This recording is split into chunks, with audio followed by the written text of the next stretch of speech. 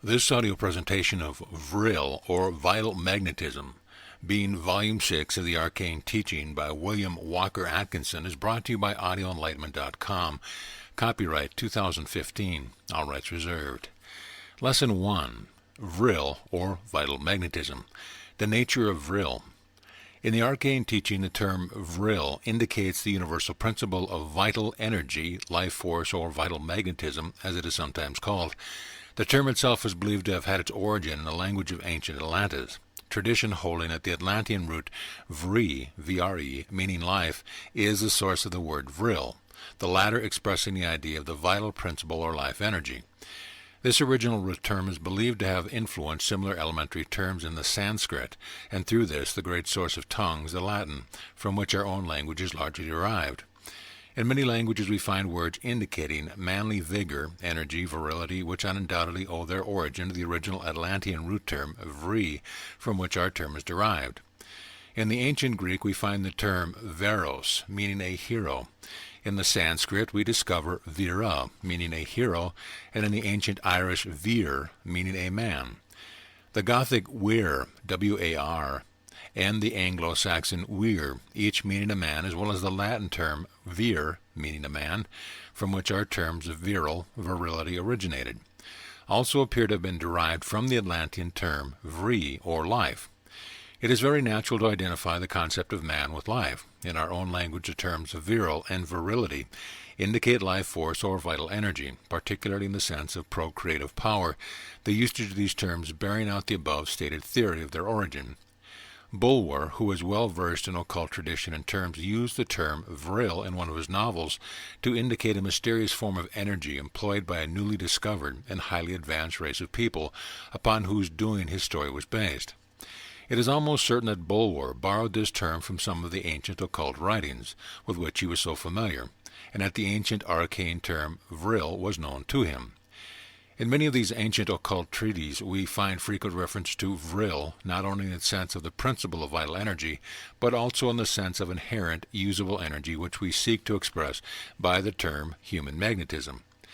In such writings we find the term employed to explain many of the phenomena of occultism. Nearly, if not all, of the schools of occultism in all lands and in all times have taught the existence of this wonderful principle of energy. In Persian mysticism, the term glama, G-L-A-M-A, is used in the same sense. In Hindu occultism we find the word prana, serving a similar purpose. Mesmer seems to have stumbled upon this truth when he taught the existence of the universal fluid, although he was far from the truth in his deduction therefrom. In the revival of interest in occult science in Western lands, so noticeable in the past generation, and which continues to the present time, we find frequent references to human magnetism, animal magnetism, vital magnetism, and in the schools of magnetic healing, which attracted so much attention about 10 years ago, we heard much of the magnetic field. The existence of the principle of nature, which we call vril in the arcane teaching, has been recognized by many schools of thought throughout human history. Many names have been given to it, and many theories have been advanced to account for its existence and to explain its purpose and effects. We shall not attempt to go into the history of this idea, nor to consider the many attempted explanations above referred to. We prefer to go to the fountainhead and present the original arcane teaching regarding the principle of vril. In the arcane teaching, then, the term vril is used in several senses, general and particular, as we shall see as we proceed. In the first place, vril is held to be a great cosmic principle of very fine energy permeating all forms of matter, and immanent in thought process as well, being employed by the principle of mind in its work of thinking. But vril is not identical with mind. Mind is held to be a prior manifestation of the infinite. From the mental principle arose vril and the grosser forms of energy, and then the forms of matter fine and gross. In this original sense, vril is perceived to be a great universal principle from which proceeds a multitudinous manifestation of activities. Vril, in his phase of existence, cannot be defined any more than any universal principle can be defined. We have no words with which to define or explain it. It is only when we descend to the consideration of its manifestation that we are able to explain or define it in our finite terms. In the second sense of the term, vril is the principle of inner vital power or energy, found to be immanent in all forms of specialized matter, inorganic or organic. It is this recognition of universal immanence that has led science to advance the new theories that life is present in all forms of matter, even in the crudest and grossest states, phases and forms of matter. Haeckel boldly asserts that the atoms of matter possess something akin to life, and manifest the capability of perceiving something like sensation, and the ability to respond thereto. Haeckel said the two fundamental forms of substance, ponderable matter and ether, are not dead and only moved about by the intrinsic force, but they are endowed with sensation and will, though naturally the lowest grade. They experience an inclination for condensation, a dislike for strain. They strive after the one and struggle against the other. Haeckel also said the different relations of the various elements toward each other, which chemistry calls affinity, is one of the most important properties of ponderable matter. It is manifested in the different relative quantities or proportions of ponderable matter. It is manifested in the different relative quantities or proportions of their combination in the intensity of its consummation. Every shade of inclination, from complete indifference to the fiercest passion, is exemplified in the chemical action of the various elements toward each other, just as we find in the psychology of man and especially in the life of the sexes. Goethe, in his classical romance, Affinities, compared the relation of a pair of lovers with the phenomena of the same name in the formation of chemical combinations. The irresistible passion that draws Edward to the sympathetic Ottilia, or Paris to Helen, and leaps over all bounds of reason and morality, is the same unconscious attractive force which impels the living spermatozoa to force an entrance into the ovum in the fertilization of the egg of the animal or plant. The same impetuous movement which unites two atoms of hydrogen to one atom of oxygen for the formation of a molecule of water. This fundamental unity of affinity in the whole of nature, from the simplest chemical process to the most complicated love story, was recognized by the Greek scientist Empedocles in the 5th century BC in his theory of the love and hate of the elements. It receives empirical affirmation from the interesting progress of cellular psychology, the great significance of which we have learned to appreciate in the last 30 years. On these phenomena we base our conviction that even the atom is not without a rudimentary form of sensation and will, or as it is better expressed, of feeling, aesthesis, and inclination, tropesis, that is a universal soul of the simplest character. The same must be said of the molecules which are composed of two or more atoms. Further combination of different kinds of these molecules give rise to simple and subsequently complex chemical compounds, in the activity of which the same phenomena are repeated in a more complicated form.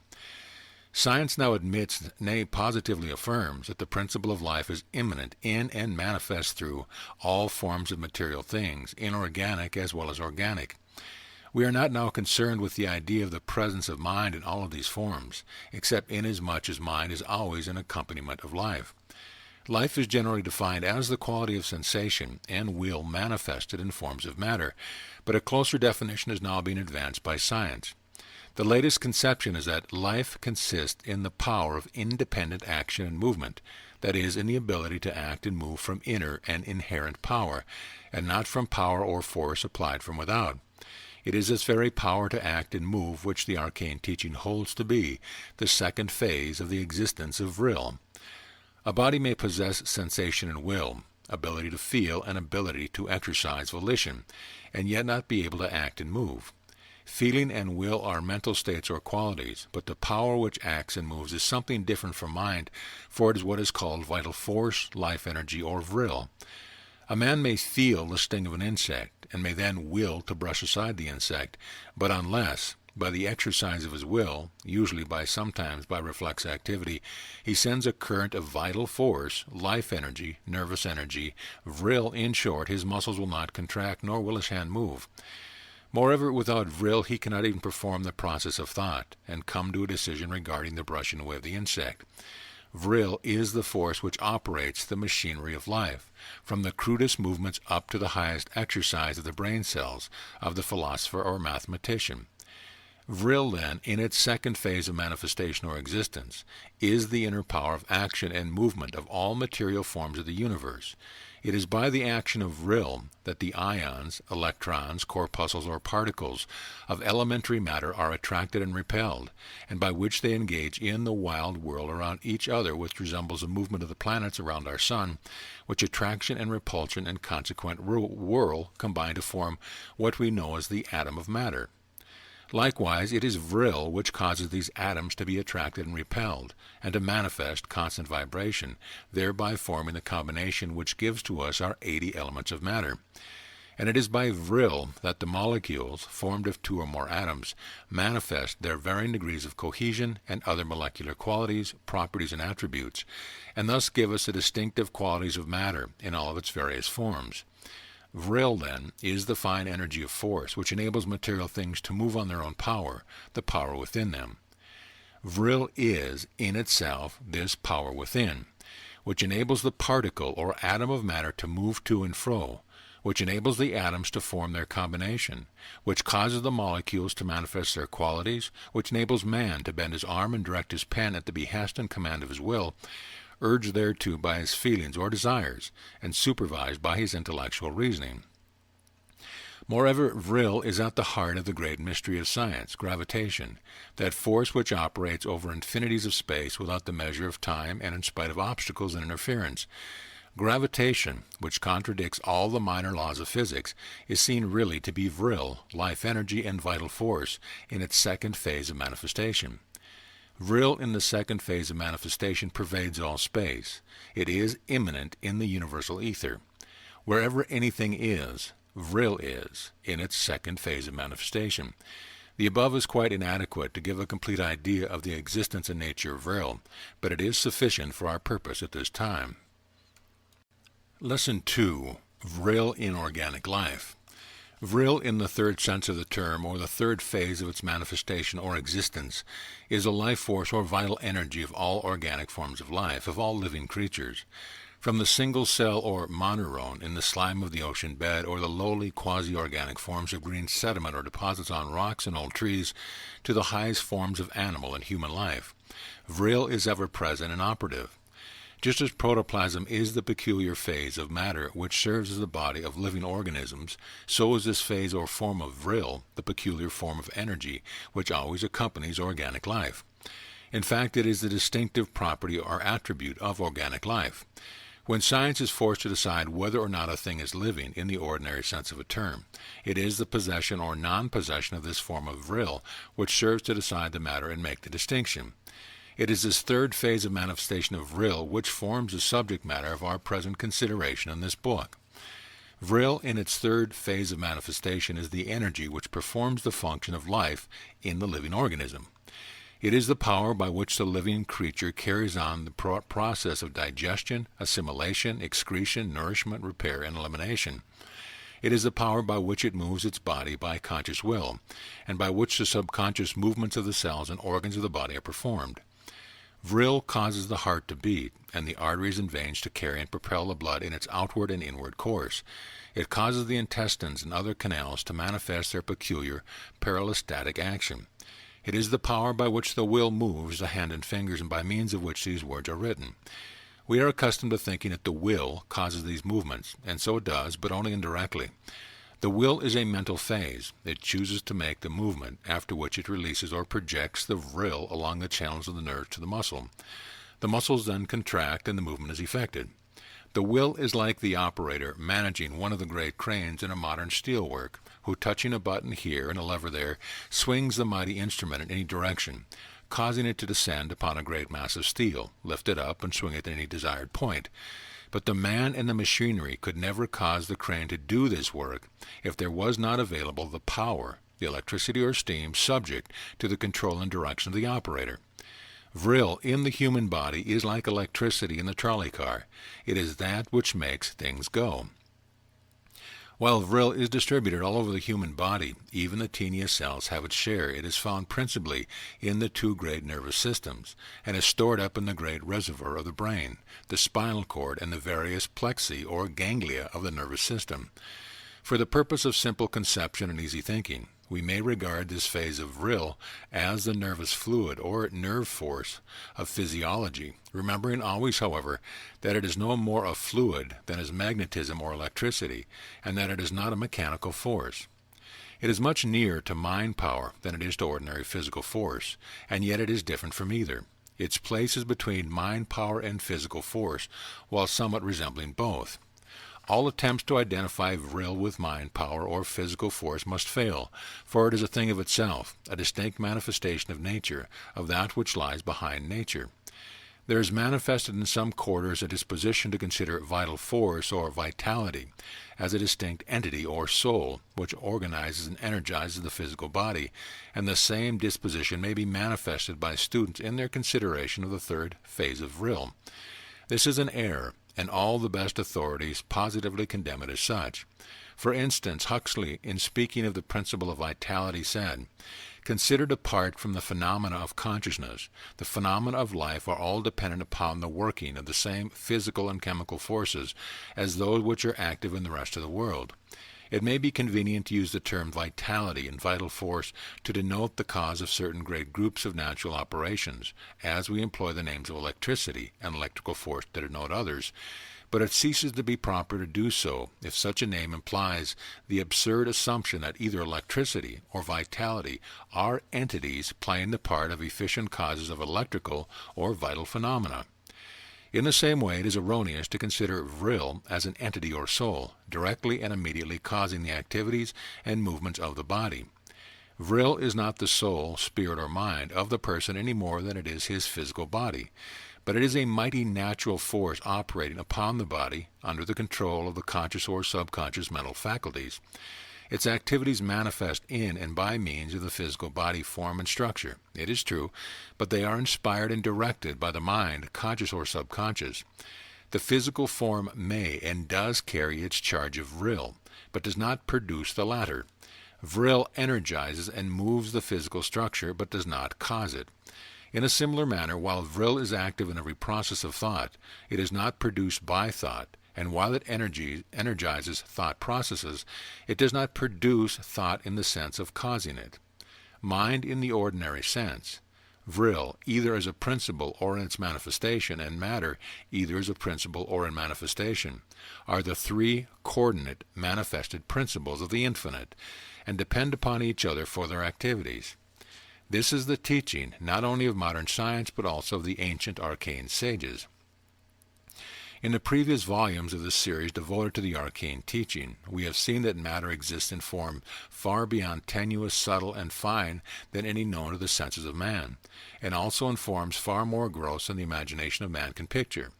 In the same teaching we may see that, even before subtle than the finest forms of matter mentioned, there exist etheric substances, infinitely rare, tenuous, and refined. The same is true regarding the teaching concerning Vril. Not only do we see Vril manifesting in the inner movements of the ions, atoms, and molecules of matter, and again in its finer phases of animal and human life, but the teaching is that there are forms and manifestations of Vril so much higher than the latter that the ordinary human mind would be unable to conceive of them. But the principle of Vril is ever the same, in high or low manifestation. Much that is called psychic phenomena is explainable only by a knowledge of the existence, principle, and laws of Vril, as set forth in the arcane teaching. Even the ordinary process of thought are performed by the aid of Vril in a manner not as yet understood by ordinary men or even by the physical scientists. It remains for the occultist to state and understand the finer forces of nature as manifest in the process which we call thought. Many of us confuse the idea of thought with that of mind, but the occultist and scientist know better than this.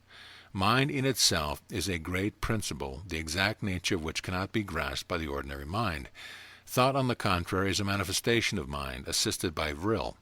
The material scientist who perceives the operation of Vril in the process of thought, and who recognizes the relationship between these processes and that of the physical world, is right so far as he goes, for the activities of Vril are employed therein, just as they are in many physical and chemical processes for reasons which are already stated.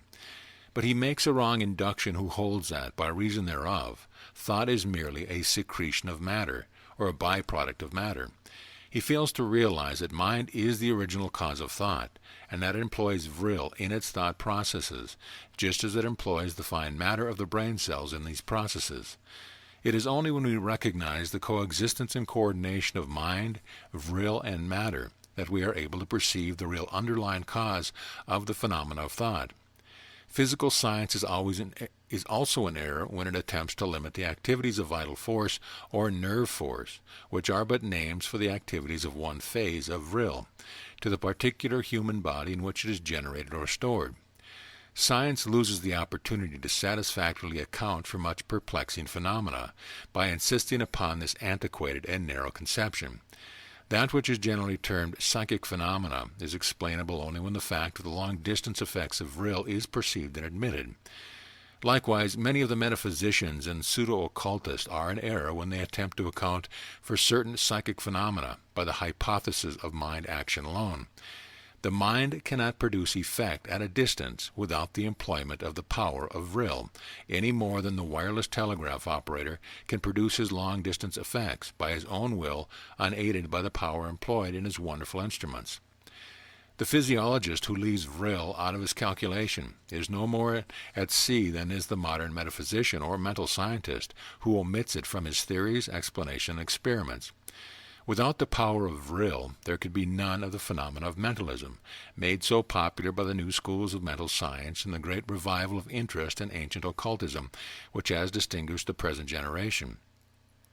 The mental scientist who understands the nature and methods of employment of Vril is enabled to double his success. He uses Vril, of course, unconsciously and unknowingly in all of his experiments and works, but he wastes more energy than he uses. It is only when he understands the nature of Vril and the methods of its employment in his mental science work that he can hope to project his mental power effectively and efficiently. Yet so carried away with their metaphysical theories are some of these practitioners that they iterate and reiterate all is mind and deny even the existence of such a principle as Vril. Those who assert that thoughts are things are right so far as they go, but they do not go far enough. A thought cannot be generated without Vril. Neither can it be projected to a distance without a peculiar employment of the force of Vril.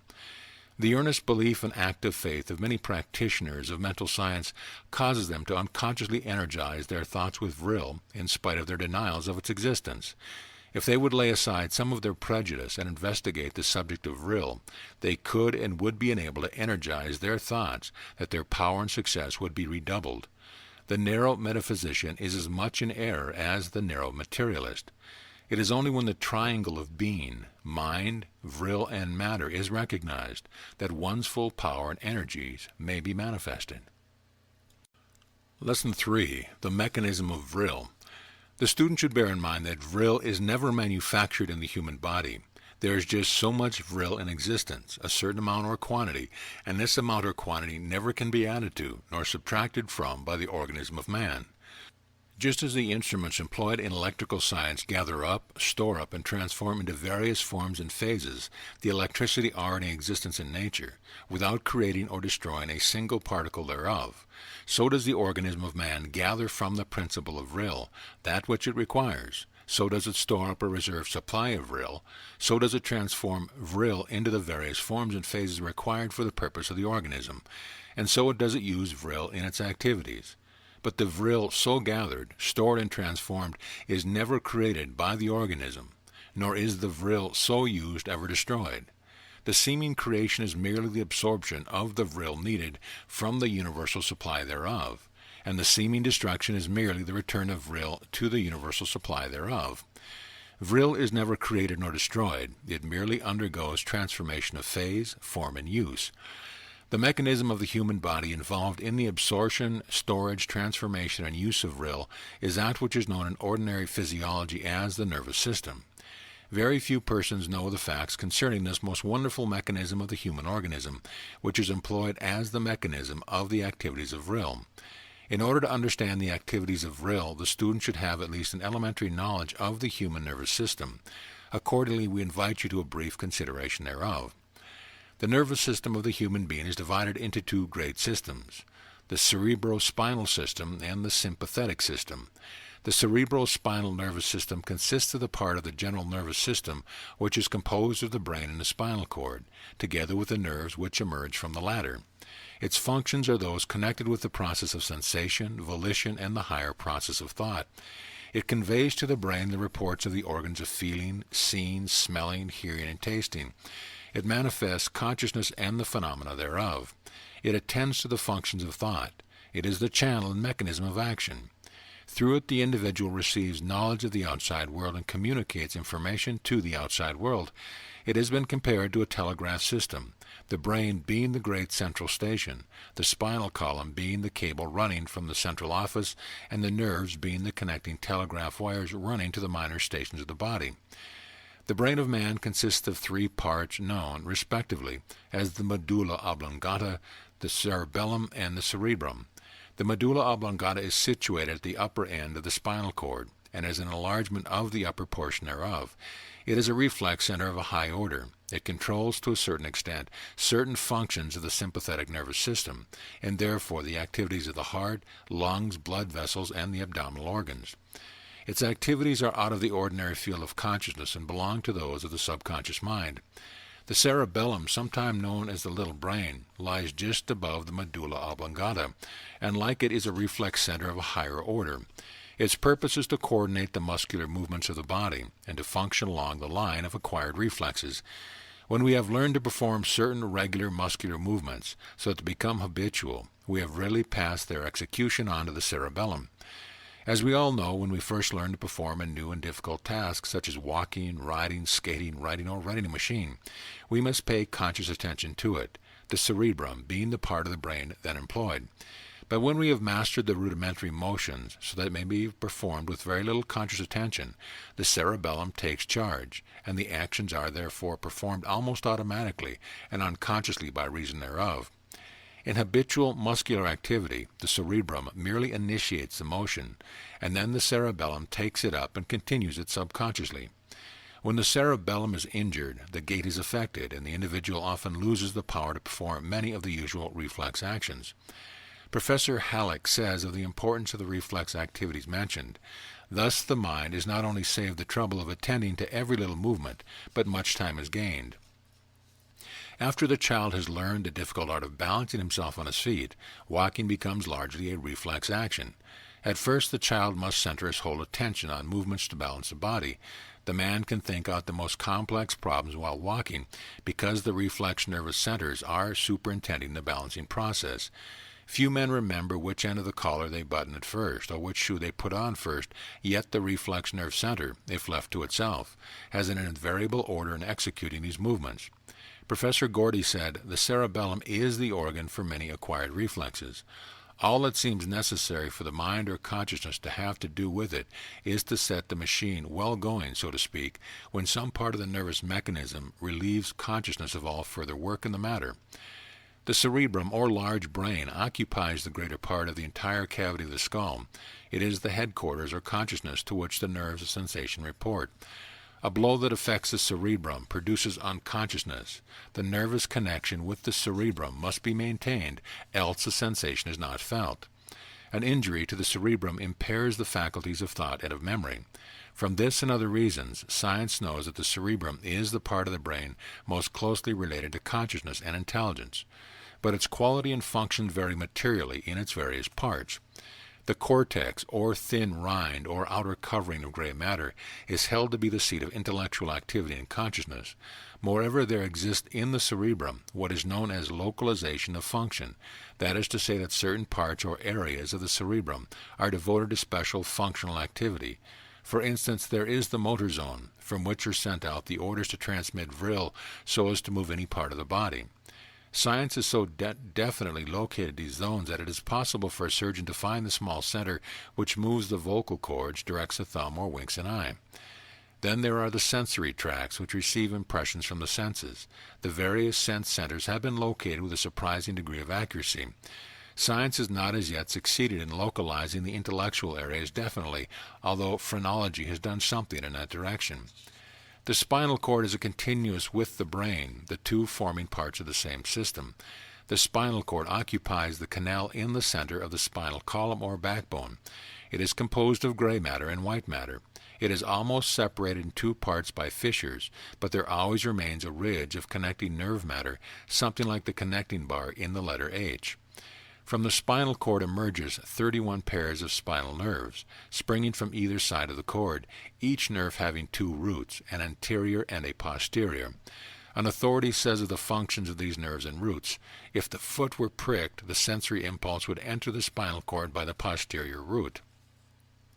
The spinal ganglia would set free a motor impulse, which would leave for the foot by the anterior root of the nerve. If the posterior root of the nerve supply of the foot were cut, the foot might be crushed without a sensation of pain, but a motor impulse could be sent as before. If the anterior or motor root were cut, the application of a hot iron would cause as much pain as ever, but the sufferer could not move the foot an inch from the iron, no matter how great the pain. A large part of the body is absolutely dependent upon the integrity of the spinal cord for the transmission of sensory and motor impulses. If a person's back is broken, that part of the body supplied by nerves attached to the spinal cord below the seat of injury is paralyzed. Such an unfortunate might watch the amputation of his own leg with as little feeling of pain as if the limb belonged to another person. No act of will would suffice to move such a limb. The above authority also says regarding what is called reflex action, reflex nervous action is the result of that power resident in nervous ganglia, which often unconsciously causes many muscular and vital movements. The spinal cord is largely made up of such masses of nervous matter, which have sometimes been called little brains. If one were to prick the toe of a sleeper, the sensory nerve at that point would report the fact to one of the lower spinal nerve masses. This ganglion, without waiting to hear from the brain, would issue a command to the motor nerve, and the foot would be immediately withdrawn. Unless the thrust were severe, the sleeper would not awake, nor would be conscious of a pain or the movement of his foot.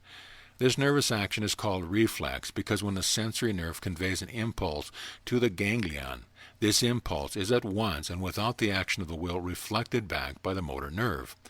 Thus the mind is not only saved the trouble of attending to every little movement, but much time is gained. The nerves emerging from the spinal column divide and subdivide and finally reach every part of the body.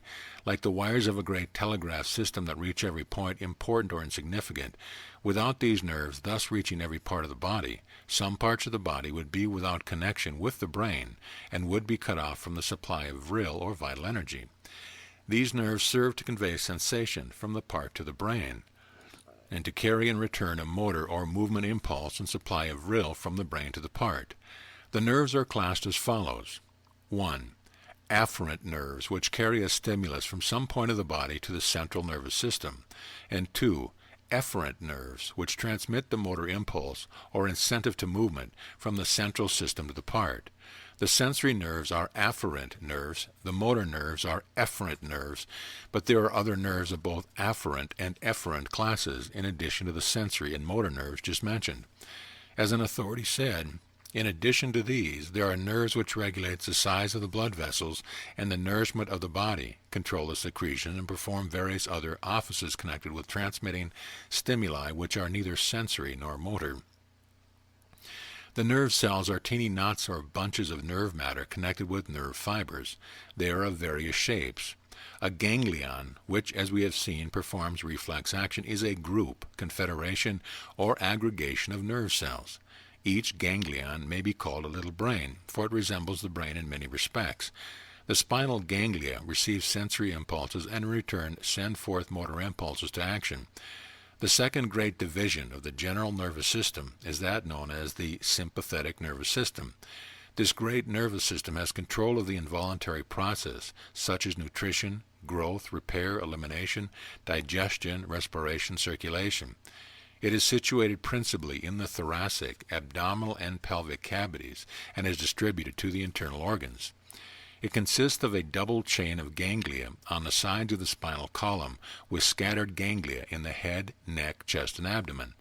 These ganglia are connected with either one by filaments and are also connected with the cerebrospinal system by motor and sensory nerves. From the ganglia, numerous branches of fibers reach out to the various organs of the body, the blood vessels, etc. At various points in the body, the sympathetic nerves meet and form nerve masses called plexi, of which the solar plexus is the principal and largest one. The solar plexus is a great mat of sympathetic nerves situated in the epigastric region on either side of the spinal column, immediately back of what is generally known as the pit of the stomach. It is composed of both gray and white brain matter, similar to that which composes the brains of man, and is quite a complex center. It plays an important part in the subconscious process of the body and is very sensitive. A blow over its region has been known to produce death, and in a celebrated prize fight of some years ago, it was the place to which the knockout blow was directed.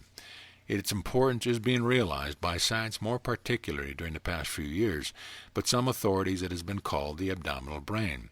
It is the great storehouse of that form of vril which supplies the organs of body which are concerned with nutrition, general vitality, the reproductive system, the circulation, and the nerves themselves.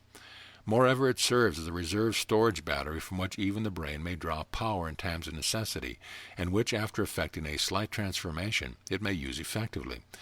It must be remembered that ordinarily the process of the sympathetic nervous system are performed subconsciously and without calling on the conscious mind for aid or guidance. But the sympathetic nervous system may be and often is affected by the action of the conscious mind acting upon it along the lines of suggestion, and often causing it to perform its work improperly and poorly. In the same way, however, the conscious mind may suggest to the subconscious, and thus affect the sympathetic nervous system in the direction of helpful ideas and impulse. The conscious mind of the trained individual may reach any of the organs of his body, and not only may send them currents of vril, and thus strengthen and build them up, but by moving the involuntary muscles supporting them, may even give them internal exercise.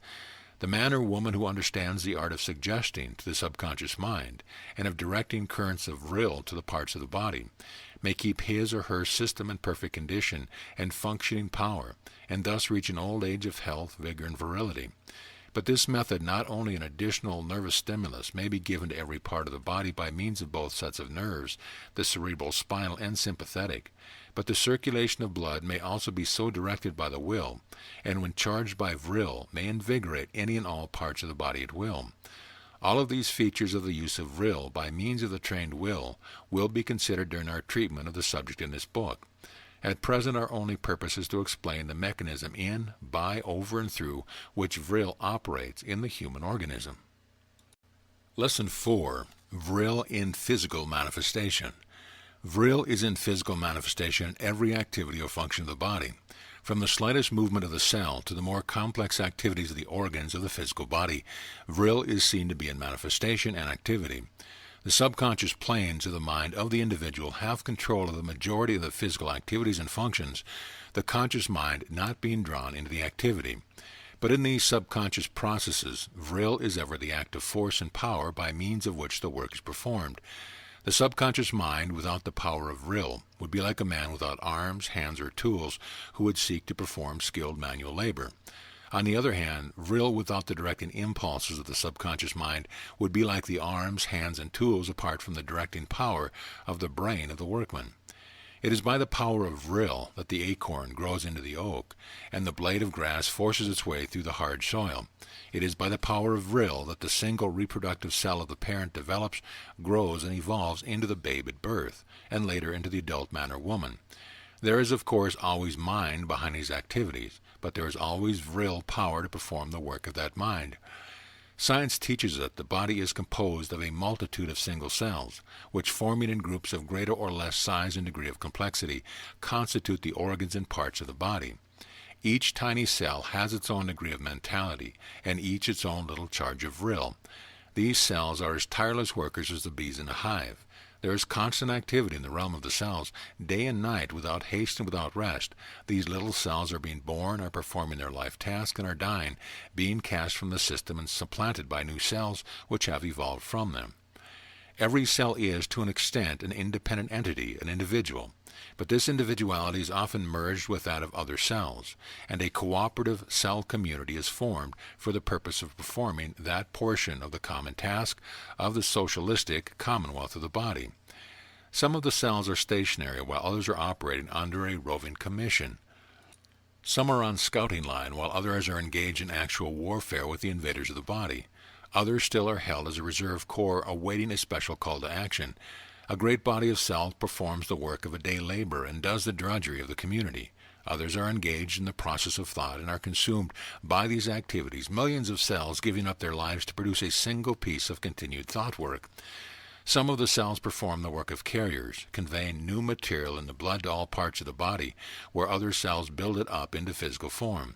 The carrying cells are the hood carriers and the brick carriers of the system, while the building cells are like the bricklayers, carpenters, and other artisans.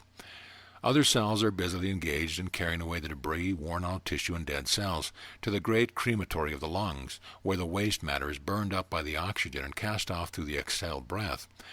Other cells perform the odd jobs of scavenger work and carry the waste matter to other parts of the system, where it is cast off in extramenkish form. Other cells attend to the works of digestion, purification, assimilation, the chemical laboratories of the system being very extensive and complicated. Other cells are as living instruments and telegraph wires in the nervous system and receive, send, and transmit the messages of the system, acting as well as transmitters of the additional supply of Vril required in various parts of the body. The standing army and police force of the cell community are very large. These protectors and guardians of the body protect the system from the invading germs, bacteria, and other foreign organisms which have found entrance to it. They attack the invaders and either devour them or else cast them forth from the system through the ordinary channels or by means of boils, pimples, and other eruptions. The large force of cells employed in the great chemical laboratories of the system is kept very busy at all time. There is oxygen and food substance to be used by cell groups in all parts of the body. There is carbonic acid refuse and burnt-up material to be cast off. There is food to be converted into proper form and condition to nourish the system. There is gastric juice, saliva, pancreatic juices, bile, milk, procreative fluids to be manufactured constantly. To give one idea of the number of cells so employed, the authorities have estimated that in each single cubic inch of blood there are at least 75 million of the red blood cells alone, not to speak of the white corpuscles and other classes of cells. 75 million in one single cubic inch. Think of that. And each one of this army actuated by mind and carrying its teeny charge of Vril.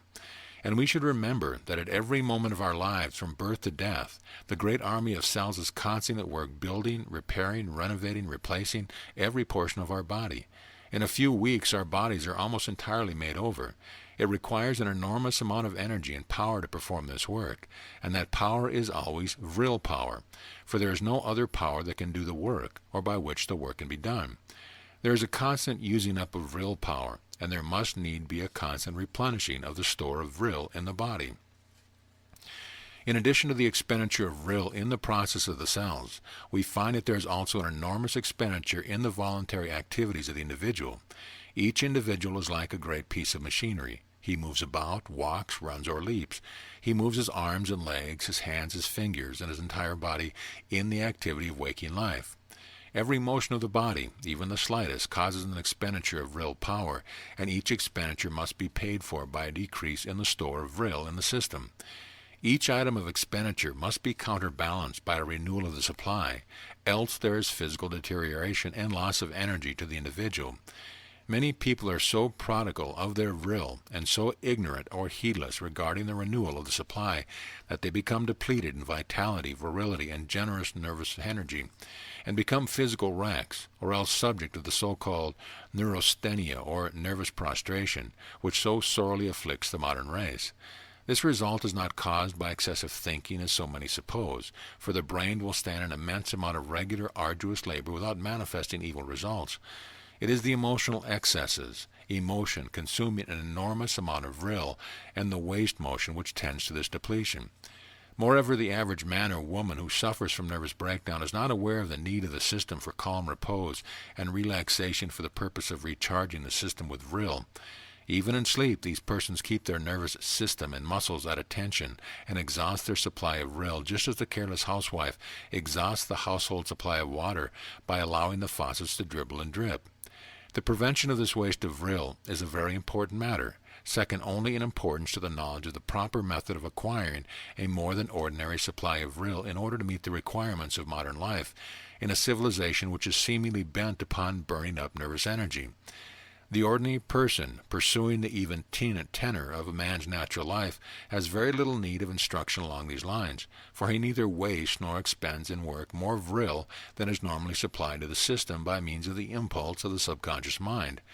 But the man of the large city of today persistently wastes an abnormal amount of vril, as well as expends in work an almost unreasonable amount, and unless he makes up the deficit by the methods made known by a study of the subject, he will suffer by reason thereof. It is deemed extremely probable, according to eminent thinkers along these lines, that in the course of the evolution of the race, nature will adapt the supply of vril to the increased needs of the race, and the whole matter will adjust itself accordingly.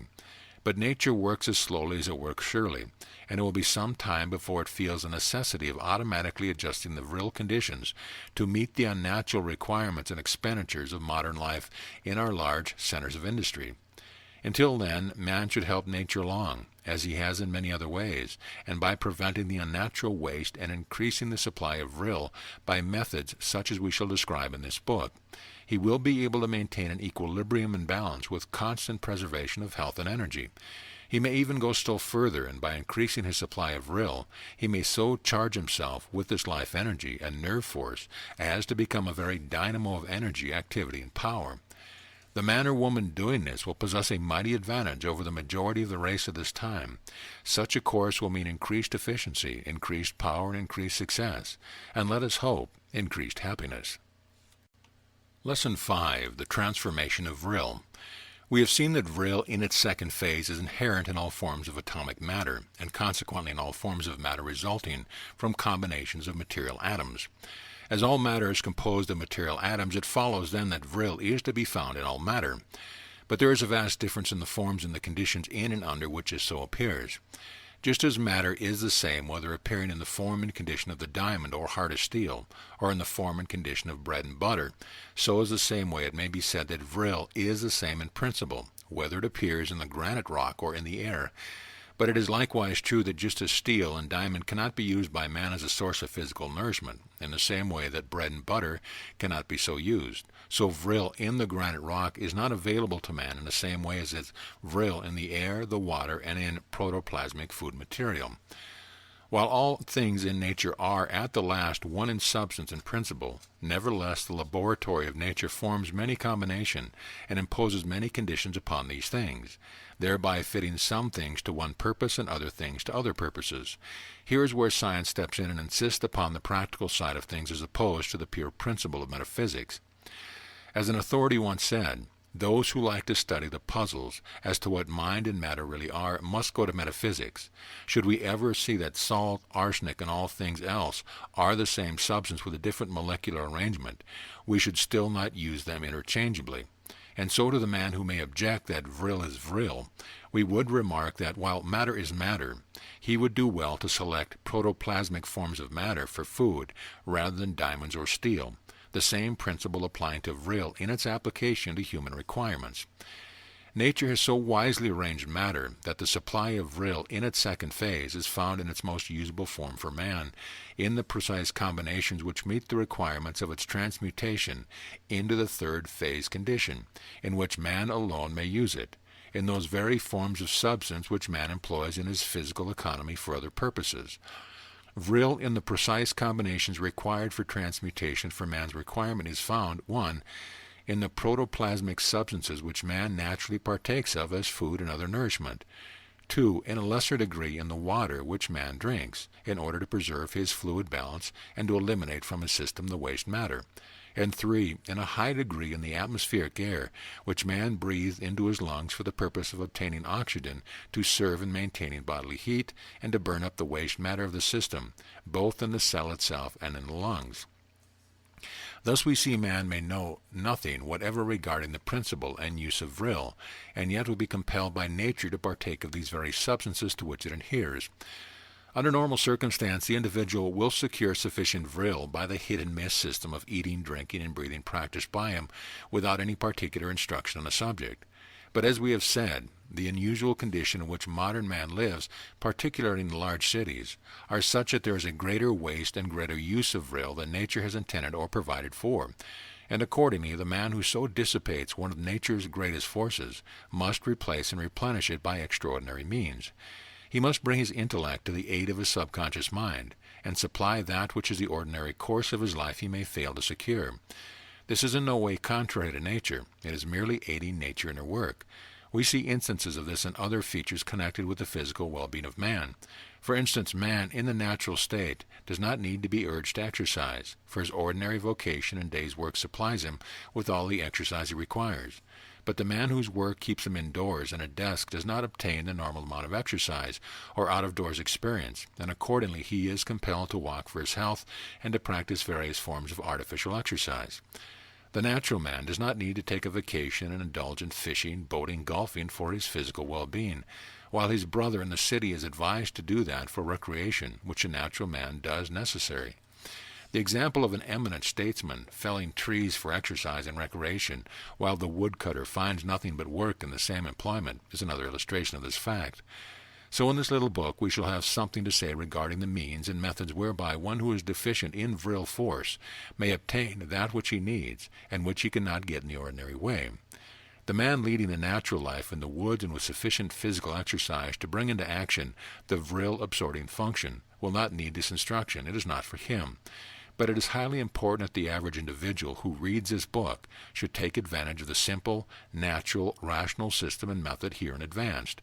This ancient teaching is highly practical and applicable to modern conditions. We may apply these teachings of the past civilization to the requirement of our own with great benefits. Lesson 6. Vril in Food and Water. Ordinary physiology does not recognize the elements of vril in food, but concerns itself with much important discussions of calories, proteins, food units, all of which is very well and proper, for the scientific knowledge of food elements and the values thereof is important. In the state of nature, man instinctively selects the class and variety of food best adapted for his needs. The centuries of human experience have built up an almost infallible instinct in this respect which man may safely follow under normal conditions. But so artificial are the conditions under which the majority of us live that instinct is almost stifled, and almost unnatural system of nourishment prevails. Accordingly, instructions upon this point is much needed by the race, but we have no intention of discussing this phase of the question of nourishment or food. The work has been well done by many others, and the information concerning the same is at the call of nearly every person. Our purpose here is to consider food merely from the standpoint of its vril-containing properties. There is a vast difference in the amount and form of vril in the various forms and kinds of food. The foods rich in protein contain much vril in a form readily available to man. The carbohydrates are also charged with considerable vril. The fats contain but little vril in a form available for man, very little real energy, but much heat-producing material. But man, in his unscientific methods of obtaining nourishment, fails to secure either the best food value or the greatest amount of vril from any class of food. Modern science, as well as the ancient teachings, informs man regarding the wasteful methods employed by him and the methods which will obviate these things. Human food material may be divided into three general classes as follows. 1. Protein or nitrogenous foods, such as meats, nuts, peas, beans, etc., which are the plastic foods of tissue builders of the system. 2. The carbohydrates, such as sugars, starches, gums, etc., which are both tissue builders and heat producers. 3. The fats, such as animal fats, vegetable oils, butter, etc., which serve principally as heat producers. Various authorities have many differing theories regarding the proportion in which the various food elements should enter into the ordinary diet, but all agree that a variety is needed, and that a well-balanced diet consists of articles of food from each class in about the proportion usually observed in the usual menu of middle-class families. The very poor often are unable to obtain many articles of nourishing food, while the very rich often neglect the truly nourishing foods in favor of the fancy dishes.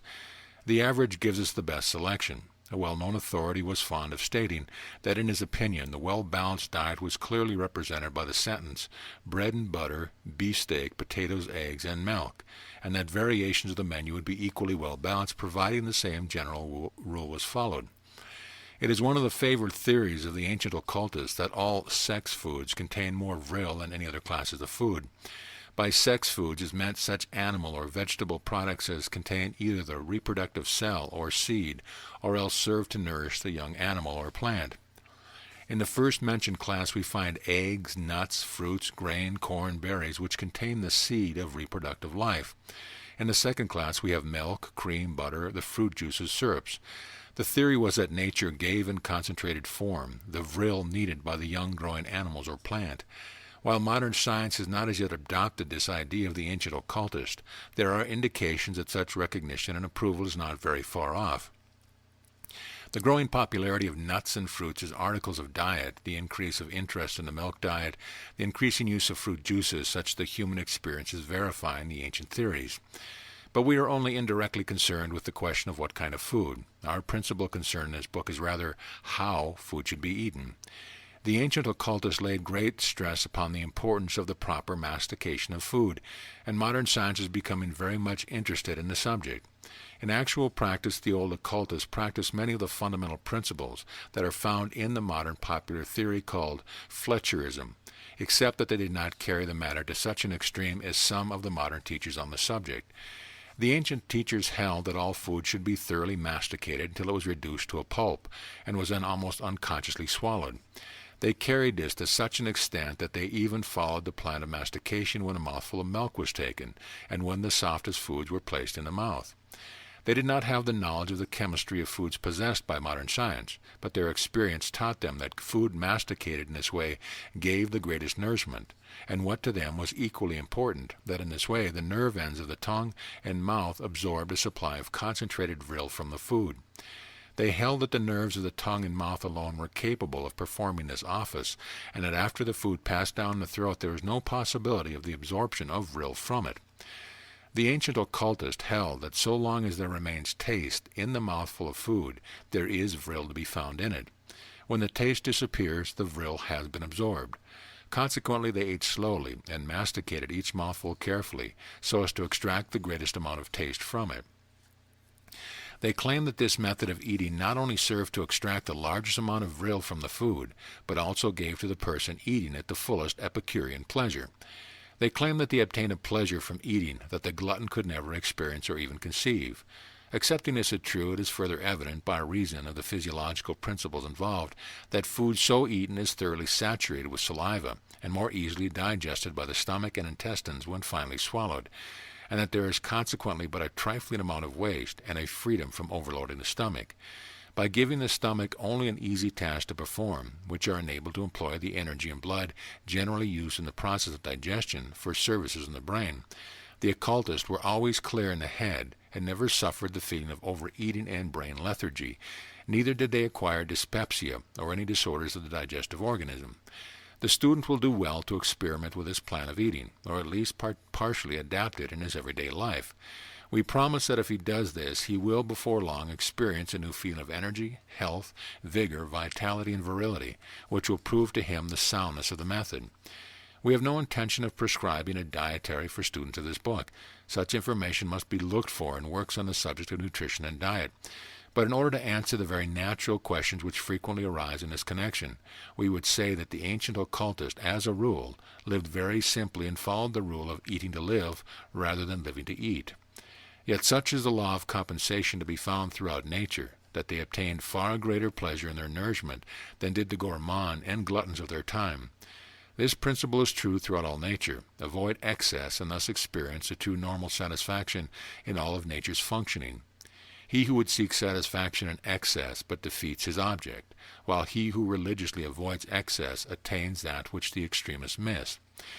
The ancient occultist, whilst avoiding artificial systems and while keeping as close to nature as possible, found that their natural instincts, freed from excess of any kind, inclined them toward a diet of nuts, fruits, milk, eggs, grain, butter, juice, vegetable oils, all of which, it will be noticed, come under the classification of sex food, as previously mentioned. Even the vegetable oils, such as olive oil, are found to have some association with seeds, or the material surrounding the same. Milk, butter, and the fruit juices come under the category of nourishment for the sprouting seed or growing young thing. We are of the opinion that the ancient occultists did not deliberately select this dietary from any specially preconceived theory, but that on the contrary they found by experiment and experience that this class of food served their purpose better than any other. Of course, the very natural explanation is seen in the fact that nature bends special energy towards supplying the embryo with the most nourishing and most vitally powerful material, this being true in both animal and plant life. It is very probable that this theory will be worked out in detail in the light of modern science by some scientific investigator in the near future. In the meantime, we may do well to take this leaf of experience from the Book of Life of the ancient occultist, even in the absence of a detailed theory. The ancient occultist also held that water contains a certain amount of available vril, which man may extract to advantage by scientific methods of drinking. Accordingly, they drank only in small sips, allowing the water to remain in the mouth a few moments before swallowing, during which time it came in contact with the nerves of the tongue and mouth. They held that after being swallowed, the water yields no vril to the body, and serves merely the very useful purpose of the irrigation of the system and the carrying away of refuse material, and that no one could experience the real pleasure of drinking except in this way. So long as available vril remains in the water, the tongue and mouth experience a peculiar feeling or sense of satisfaction and gratification, which is unknown to those who pour the water down their throats. The increasing use of straws or sippers by modern persons in drinking lemonade, iced tea, and other liquids would seem to indicate that this satisfaction or gratification is becoming known, even though its reason is not suspected. In this way, the very essence of the water or cooling beverage is absorbed, and the person feels correspondingly refreshed. The plan may be employed to equal advantage in hot drinks, although the ancient occultists refrained from hot drinks except for the purpose of occasionally washing out the stomach and intestines, or of correcting some physical indisposition, the latter, however, being quite rare among them by reason of the life they led. We trust that in the spirit of investigation and knowledge at least, the student will experiment with the above indicated methods of eating and drinking, in order to demonstrate to his own satisfaction the advantage of obtaining the vril contained in food and water. In connection with the methods of breathing, which will now be taken up, the aforesaid method will be found to afford a method of cultivating and preserving physical well-being, which will be far ahead of more complicated systems advised and exploited by the teachers of hygiene and physical culture. The advantage lies in the quick results obtained, as well as in the fact that one does not have to seek for material outside of the everyday things of nature. All that is required is that one manifest his appreciation of nature's bounty in a rational manner. It is merely an intelligent return to nature. Lesson 7. Vril in the Air. As we have said in a preceding lesson, vril is found in a high degree in the precise combination required for transmutation into human vital energy and nervous force in the atmospheric air which man constantly breathes into his lung. But science does not admit this any more than it does the existence of vril in food and water. To science, air is merely a combination of oxygen and nitrogen with a mixture of carbureted hydrogen and carbonic acid, a trace of ammonia, and a suggestion of the four newly discovered atmospheric elements, argon, krypton, medargon, and neon, or more strictly oxygen and nitrogen, holding a mixture of several other substances in small proportions. But the occult teachings have always held that in the atmospheric air of the earth there is to be found vril in a high degree of potency, and in a condition which renders it very easily absorbed and assimilated by the nervous system of plants, animals, and human beings. It would seem that the special combination of oxygen and nitrogen produces a condition in which the element of vril is easily liberated under certain conditions, in such form as to be easily transmuted and absorbed. To the physiologist, the sole purpose of breathing is that of oxygenating the blood and burning up the waste matter of the system. So important is this function that man is unable to exist for more than a few minutes without fresh air. Without correct habits of breathing, no living creature can hope to live the average lifespan of its kind. So much importance does modern hygiene attach to the subject of correct breathing that a vigorous attack is being made upon the old-fashioned habit of keeping house and rooms tightly closed, and a campaign of open-air cure is underway under the leadership of enthusiastic physicians. But highly important as this function of breathing, it is no more important than the twin function attached to it by the arcane teaching. The latter is the function by means of which the human system absorbs, transmutes, and stores away a supply of vril energy from the atmospheric air in the course of ordinary breathing. When it is known that at least 85% of the vril used in the human body is obtained directly from the air, the importance of breathing in relation to this function may be appreciated. Not only does the human system obtain vril directly from the air, but it obtains it indirectly also from the same source. For instance, the vril in the food has originally been obtained from the air. Also, it is known that the inherent charge of vril in water has been in some way absorbed from the air. Water that has become stale may be given new energy by being poured from cup to cup in such a way as to allow it to pass through the air. And it is a matter of common knowledge that distilled water lacks a something that can be given it only by passing it through the air in a manner above described. That something is Vril. The arcane teaching is not explicit in the direction of explaining the exact physiological process by which the system acquires its supply of Vril from the air in the ordinary process of breathing. All that is said on the score would seem to indicate that the sympathetic nervous system plays an important part in the absorption and transmutation, and that the various ganglia and plexi of the system act as storage batteries or reservoirs of Vril, from which the entire nervous system draws its regular supply, and its emergency supply in a case of unusual need. Moreover, all the occult teachings insist that the preliminary absorption of Vril is dependent to some extent upon the passage of air through the nasal passages and the continuation thereof, and that mouth breathing in some way fails to produce the same results. It is thought probable that some of the delicate nerves which are involved in the sense of smell may in some way have a secondary part to play in the preliminary function of the absorption of Vril. It is a fact acknowledged by physiologists that persons who breathe through the mouth are not nearly so healthy as those who habitually breathe through the nostrils. This fact is known to the savage races, many of whom take great care in forcing their infants to acquire the habit of nostril breathing and to avoid mouth breathing. Children afflicted with adenoids, a growth or swelling produced by the overgrowth of the adenoid tissue in the roof of the pharynx, which interferes with correct nasal breathing, are usually deficient in physical and mental vigor. The slight operation required for the removal of the growth works almost a miracle. The former sufferers manifested from the start increased physical vitality and mental energy. In many other ways, the report of modern physiology agrees with that of the ancient occult teaching regarding the matter of nostril breathing as compared with mouth breathing. Occultists who practice breathing methods for the purpose of the absorption of Vril frequently moisten each nostril before beginning their exercise. This plan is held to increase the power of the nerves of the nasal channel and to increase the sense of smell as well. Some of the Oriental occultists draw water by suction up through the nasal passages, allowing it to escape through the mouth by means of the canal connecting the nose with the throat. This plan, by the way, is said to be a preventative of nasal disorders such as catarrh. The nostrils should always be kept clear of obstructions and a healthy condition preserved. Another fact known to the ancient occultist, which is also unknown to modern physiology, is that the individual may largely influence the power of absorption of Vril by the action of the mind in the form of ideation and use of willpower. That is to say, by the familiar process of visualization, or of the forming of a mental picture backed up by the use of the will.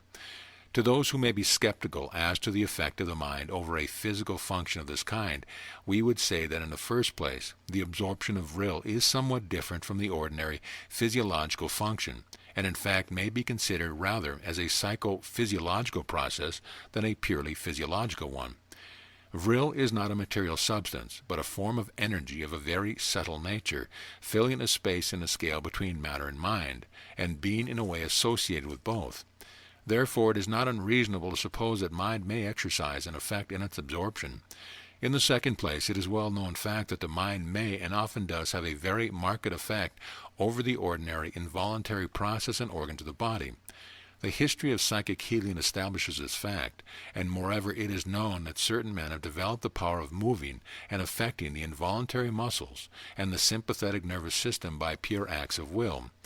It is known that thoughts and mental images held in the mind of a person may react upon his physical condition, not only in a general way, but even as regards a particular organ or part.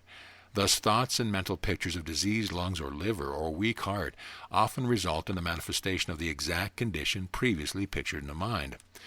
The subconscious mind operating upon the sympathetic nervous system and guided by the harmful autosuggestion of the person frequently adversely affects the organ in question and impairs its normal functioning. In the same way, the mental picture of a healthy, normal condition, backed up by a strong will to manifest such condition, very often results in the materialization of the ideal. This is the essence of psychic healing, the very heart of mental science, and of what is called the New Thought, which is attracting so much attention at this time. It may be seen in if the mind is capable of influencing the function of the body in any way whatsoever, and there is a massive testimony regarding the same, which is unquestioned and indisputable. There is nothing to prevent it from influencing the delicate psychophysiological function involved in the absorption of and transmutation of vril. The gastric juices of the stomach are increased by thoughts and mental pictures of favorite foods. The liver is quickened to activity by good spirits and a happy frame of mind. The reproductive organism is peculiarly affected by the imagination.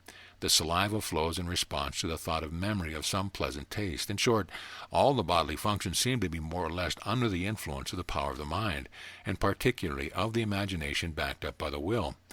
It is known that the nervous system often gets in a jangle by reason of worry and fear. Excessive emotion affects the nerves and often the brain itself. What is there then to seem strange in the idea that the part of the nervous system which is employed in the process of vril absorption may be encouraged to increase activity by the action of the mind in its phase of ideation and volition? In fact, it would seem very strange if this were not found to be so, when we consider the general principle of the action of mind upon body. When this is understood, we may see the real reason and explanation of much in psychic phenomena that has heretofore perplexed us. Lesson 8. Vril and the Breath. Occultists in ancient and modern times have bestowed great attention upon the matter of the influence of the breath upon psychic power and physical well-being. Under various theories, they have laid down complex rules and announced fantastic methods of breathing for the purpose of increasing one's vitality, physical energy, and psychic power.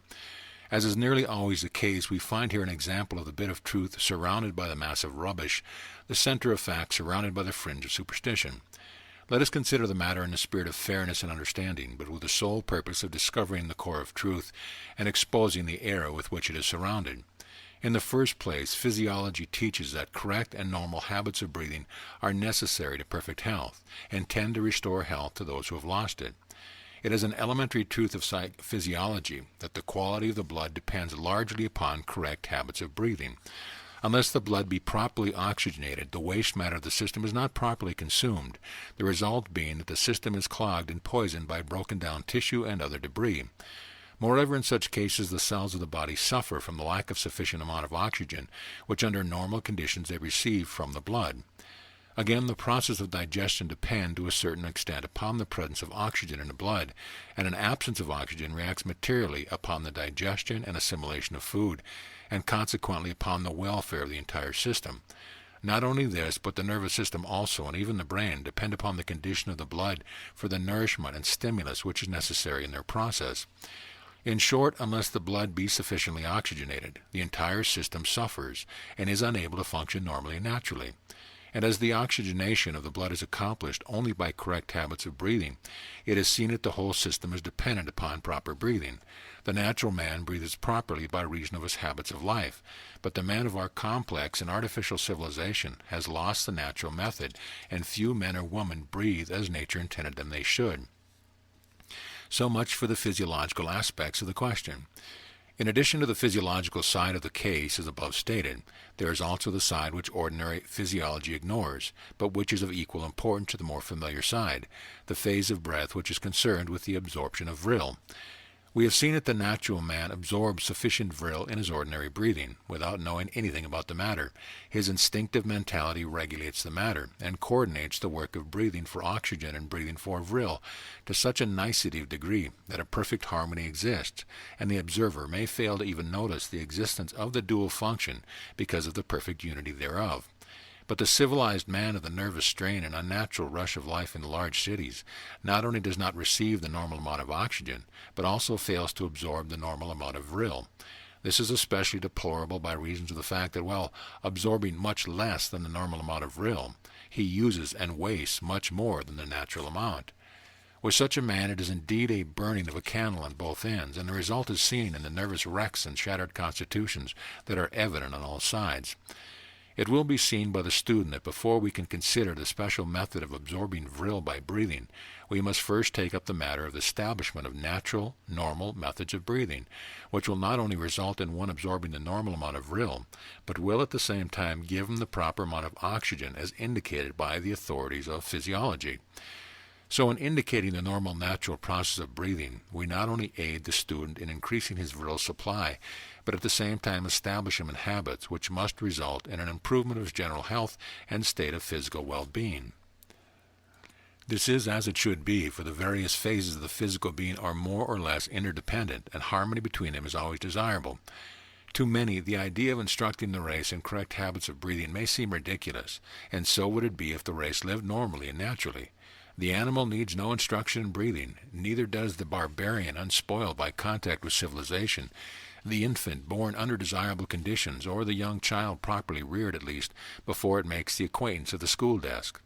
But when it is remembered that physiology informs us that the great majority of the civilized person breathe incorrectly and contrary to nature's evident plan, then we think it may be admitted that instructions along this line is not unreasonable or unnecessary. Physiology informs us that there are three general forms of breathing practiced by the race of men, which forms are known by the following names. 1. Clavicular breathing. 2. Intercostal breathing. 3. Abdominal breathing. The distinctive features of each are described below. Clavicular breathing. This form of breathing is also termed collarbone breathing. It is a form of breathing common to many persons, particularly women, and is considered by the best authority to be the very worst form of breathing known to the race. It necessitates the expenditure of the greatest amount of effort with the least return, a maximum of energy with a minimum of result. It is held accountable for many diseases of the lungs and throat. Persons practicing it habitually often have harsh, discordant voices. It is found frequently in connection with mouth breathing. In this form of breathing, the person raises the collarbone and shoulders and pulls up the rib, at the same time drawing in the abdomen. This movement allows only the upper part of the chest to be inflated and only the upper part of the lungs to be filled. But a small quantity of air is admitted to the lungs, as only the upper and smaller portion of the lung is employed. One may easily convince himself of the folly and inefficiency of this form of breathing by trying the experiment of raising his shoulders and endeavoring to take a full breath. Then let him drop the shoulders and take a full natural breath and notice a difference. The experiment is the best possible argument against this injurious method of breathing, which is too often habitual with men and women who work over desks, sewing machines, and typewriters. Intercostal breathing. This form of breathing is also sometimes called rib breathing. It is a compromise at the best. While an improvement over clavicular breathing, it is inferior to abdominal breathing and far below the standard of the full breath. In the upper ribs are inflated, the abdomen drawn in, and the diaphragm pushed upward. It employs the middle part of the chest and lungs, neglecting the lower and upper. It is a favorite method of breathing with many men. Women seldom practice intercostal breathing, but pass on to the clavicular breathing mentioned above. It is only a halfway method at the best. Abdominal breathing. This form of breathing is often referred to as deep breathing or diaphragmatic breathing. It has been highly recommended by a number of eminent authorities of late years, and many of the health magazines have made a leading feature of it. Systems and methods of teaching it have been widely advertised, and large prices have been often obtained for little simple instruction decorated with frills and dressed up with fancy titles and terms. The principle of abdominal breathing is, however, really quite simple, and its benefits will repay the student who acquaints himself with it and practices it until he has fully mastered it. But we know that it is but a part of a larger method known as the full breath, which we shall describe a little further on.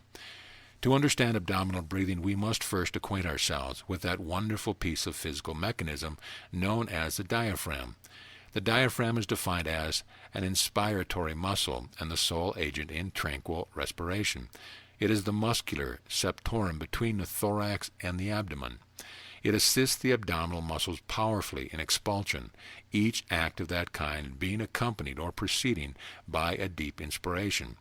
It also comes into play in hiccup and sobbing, laughing and crying. In simple terms, the diaphragm is a strong, plate-shaped muscle which divides the chest and its contents from the abdomen and its contents. At rest, it is arched upward into the center, like the inside of an inverted bowl, the sky, or as an arched dome appears to us from below. Viewed from the chest, the upper side or surface of the diaphragm would seem like the round top of a man's derby hat, or the rounded top of a hill. In normal breathing, the diaphragm is flattened out by the arched dome pressing downward. This movement causes the diaphragm to bear downward on the content of the abdomen, and the abdomen is pressed outward in front and at sides. This movement occurs in abdominal breathing. In abdominal breathing, the lower part of the lung is filled. The diaphragm is pressed down and the abdomen is pressed out in front and at the sides as above described. It is difficult to correctly describe the exact motions of abdominal breathing, but the student may acquire the same by practice using the above description as a basis. By bearing down on the abdomen, by lowering the diaphragm and pressing out the abdominal muscles, the lower lungs are given space and free movement, and the deep breath is instinctively inhaled. A little practice will enable anyone to demonstrate this for himself or herself much better than by reading pages of printed instruction. Full breathing.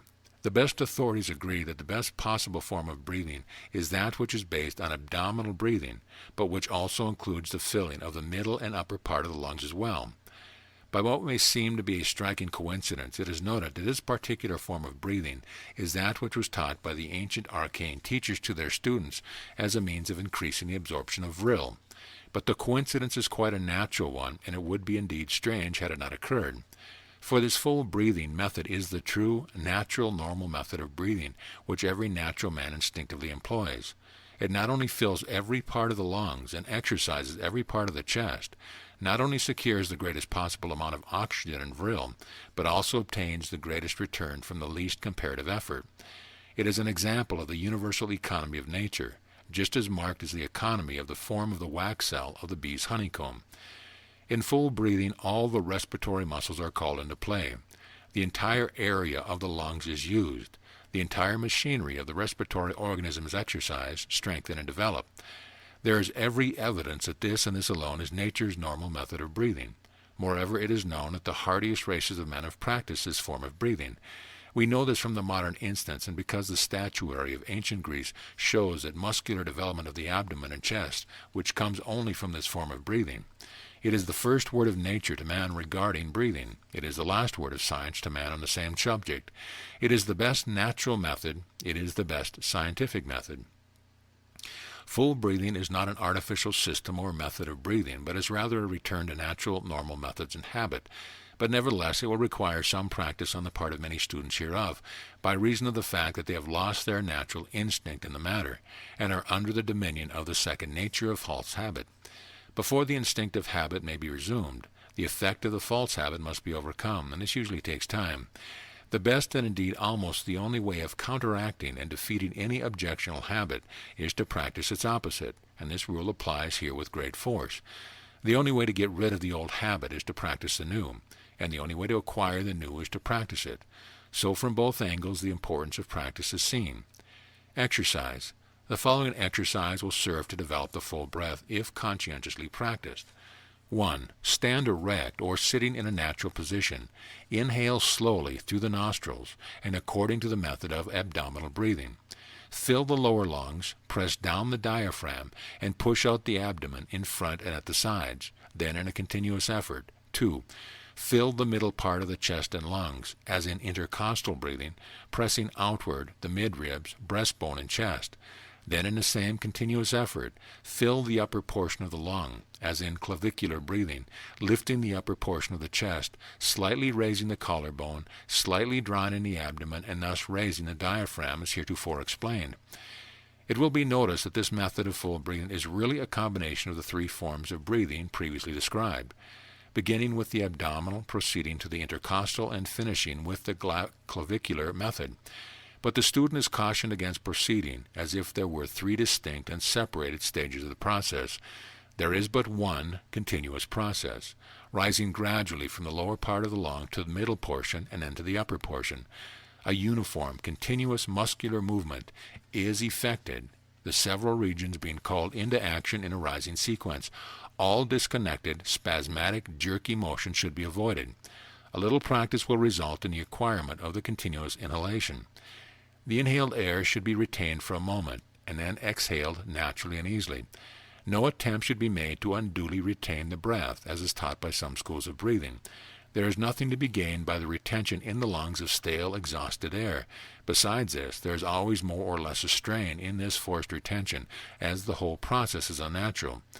In natural normal breathing, there is no sense of strain or effort when once the habit is acquired, or rather reacquired. The infant or young child manifests no effort or strain in breathing, and neither should the adult. Some teachers announce a variety of methods of breathing, which upon examination are found for the most part to consist of fantastic and fanciful processes, designed evidently to impress the student with the novelty and presumably great virtue of these newly invented methods. There is only one safe and sane rule, and that is to go back to nature. The full breath is nature's own method. If you doubt this, watch the motion of a sleeping, healthy child or sturdy infant. Lesson 9. Secret of Vril Absorption. In many treatises upon psychic breathing or other occult teaching in which the breath is employed in the process of the absorption of vril, under some one of the names applied to it, we find many fanciful methods of breathing given stress being laid upon the supposed merits of each. A little close analysis will show that these methods are divided into two classes. 1. Methods in which the breath is inhaled, retained, and exhaled in some fanciful manner, often according to the count of so many moments to each step in the process, or else in some fantastic accompaniment. Another variation of this class of methods is that of inhaling through one nostril, exhaling through the other, and then reversing the order of nostrils. The best authorities hold that there is no virtue whatsoever in the fanciful form of these methods, outside of the suggestive effect upon the imagination of the person, the autosuggestion causing some benefit by reason of the belief of the person setting into effect the activities of the subconscious mind, and accordingly of the physical organs by means of the sympathetic nervous system. These methods are but variations of the principle underlying faith healing, and the results are obtained in the same way. 2. The second class of these fanciful methods consists simply of combinations of well-known physical culture movements, with an emphasis laid upon the use of the breath in their performance. These exercises, of course, have their value in the direction of promoting physical culture, the breathing phase being merely incidental and secondary. It will be seen that the above explained fanciful method, while possessing no special value in themselves, nevertheless may result in good if practiced in moderation and if excess is avoided. There are some exercises given, however, which we feel lay undue emphasis upon the retained breath, and upon the length of time employed in inhaling and exhaling. In our opinion, there is a possibility of a strain in such practice, and we do not recommend them, particularly when it was remembered that they have no real physiological or physical value. We have heard of teachers of some of these systems teaching classes of persons to inhale very slowly and to retain the breath until a feeling of giddiness arose, the peculiar swimmy feeling thus experienced being held to be proof of the development of some high psychic state. The slightest acquaintance with elementary physiology, however, should teach one that the dizziness is not a psychic state, but arises from the poisoning of the blood by the carbonic acid gases generated in the system, which under normal conditions would have been expelled, and also from the fact that the body and brain are crying out, "Oxygen, send us oxygen, or we perish." In short, instead of the state of psychic power being attained, there is really a state of partial asphyxiation induced. The arcane teachers do not teach any of the above-mentioned fantastic or fanciful methods. On the contrary, they hold that there is no better way of absorbing vril under ordinary circumstance than the full breathing method of nature. They hold that the man or woman who acquires or reacquires the habit of proper natural rebreathing will usually absorb a normal amount of vril. But they also hold that an additional amount of vril is often needed by those living under conditions which tend to deplete them of their vril by excessive use of excessive waste. They accordingly teach methods by which additional vril may be absorbed according to the desire or need of the person. But this method of absorption does not consist of any fanciful physical methods or exercise, but depends upon the use of the mind in connection with the natural normal process of breathing. The arcane method is psychophysical rather than physical. Those of our students who have studied the previous works on this series will understand the power and effect of the mind upon the physical function, without our going into the matter in detail in this place. The secret of the arcane method of vril absorption consists of the fact that the nervous system may be spurred to redouble efficiency by the action of the mind directed upon it. In Lesson 10 of the Arcane Formulas or Mental Alchemy, which lesson is entitled Mentalism in a Nutshell, is explained the method of psychic visualization, or the forming of holding of the mental image of things and conditions when one wishes to realize objectively and in material form.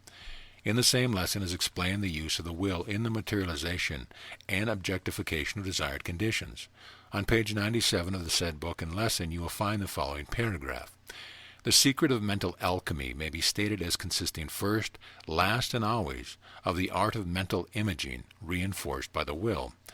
While to the beginner the subject of mentalism may seem a very complicated one, the advanced occultist knows it to be very extreme of simplicity. Mental alchemy, under whatever name it may masquerade, may be found to consist at the last of simply the power to create strong, clear mental images, and to project them into the outer world by means of the concentrated will. You will find that all you have ever read on the subject may be boiled down to the above stated principle. The rest is a mere matter of detail. This single statement is mentalism in a nutshell. We have quoted from the earlier work of this series in order to emphasize the fact that the power of psychic visualization, backed by the power of the will, is the secret of Vril absorption, as it is of all psychic or psychophysical phenomena. The first step in Vril absorption is the realization by the student that there exists in the atmospheric air a universal supply of Vril in such phase and condition as to render it easily assimilated by the nervous system of man and other living creatures. The second step is the formation of a clear mental picture of this universal supply of Vril. Of course, Vril having no definite shape or form, color or outward appearance, the mind cannot form a picture of it as a thing of form, color, or other tangible attribute. But the mind can imagine it as it would imagine a space filled with electrical power, magnetism, or ether. The mind must enter into a consciousness of the presence of Vril in space, all around one, and in every atom of air that is breathed. This consciousness of that presence must be gained before further progress is possible. It must be dwelt upon mentally until the mind grasps its reality and becomes conscious of its presence, just as one is conscious of the presence of space itself. In the degree that this consciousness is gained, so is the degree of manifestation possible. The next step is the realization and mental imagining of the faculty of the nervous system to absorb such amount of Vril as is required in response to the mandate of the will. The mind must visualize the nerves as absorbing the Vril from the air, just as it can visualize the lungs absorbing oxygen from the same source. The one must be seen to be as real as the other. Of course, the nerves will absorb Vril in the ordinary way whether or not one is conscious of the process. In fact, this is the way that the average person absorbs Vril, but in order to increase the absorptive power of the system, the mind must be employed in the manner above described. This process imparts to the absorption function an increased efficiency, just as thought force is known to increase the efficiency of the stomach, liver, or other organs of the body. The final step is the use of the will in the direction of commanding the system to absorb a greater amount of Vril. After the reason recognizes the possibility of this process, and the imagination pictures it as being performed, then the will may be directed to the task of demanding its performance. To those to whom this may seem a strange statement, we would say that the majority of our physical actions are evolved in just this way, with the exception of a few elementary instinctive actions which are performed almost automatically. The young animal, and particularly the young human child, first realizes that a movement may be made, then sees it being made by the imaginative or ideative faculties, and then deliberately wills it to be made. The child follows this process in learning to use its legs in walking, and using its hands in taking hold of a thing, and guiding it to its mouth, and afterward in directing its hands to write, use a knife and fork, or perform similar offices. The story of evolution as told by Lamarck and his school tells us that the life forms have gradually developed new functions in this way, the physical organ evolving in response to the mental picture and desire. In forming the mental picture until it becomes firmly fixed in the subconscious mind, and then reinforcing and enforcing it by the will, the nature of the person develops the faculty of increased power of absorption of Vril, which is manifested in response to the will of the person. Vril absorption exercise. The following exercise will serve as a general guide to those who wish to increase their power of Vril absorption. 1.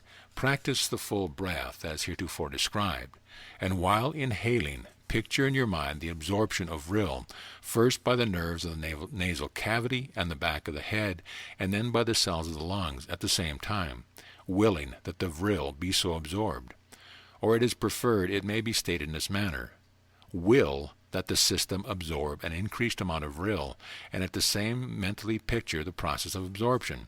Or perhaps a third form will be easier for some. Will the Vril absorption, and at the same time feel that it is underway. After a little practice, the student will find that the system will become as responsive to the will in this function as the lungs are responsive to the will when one decides to take a breath fuller and deeper than usual, And in the same way, the person will become almost as vividly conscious of the influx of Vril as he is of the influx of air and breathing. A little practice will demonstrate this to the student of his own actual experience, much better than we can in the pages of written description and statement. Imagine what it would be to attempt to describe the sensation of breathing to a creature that had never breathed, a visitor, for instance, from some distant star where breathing is unknown.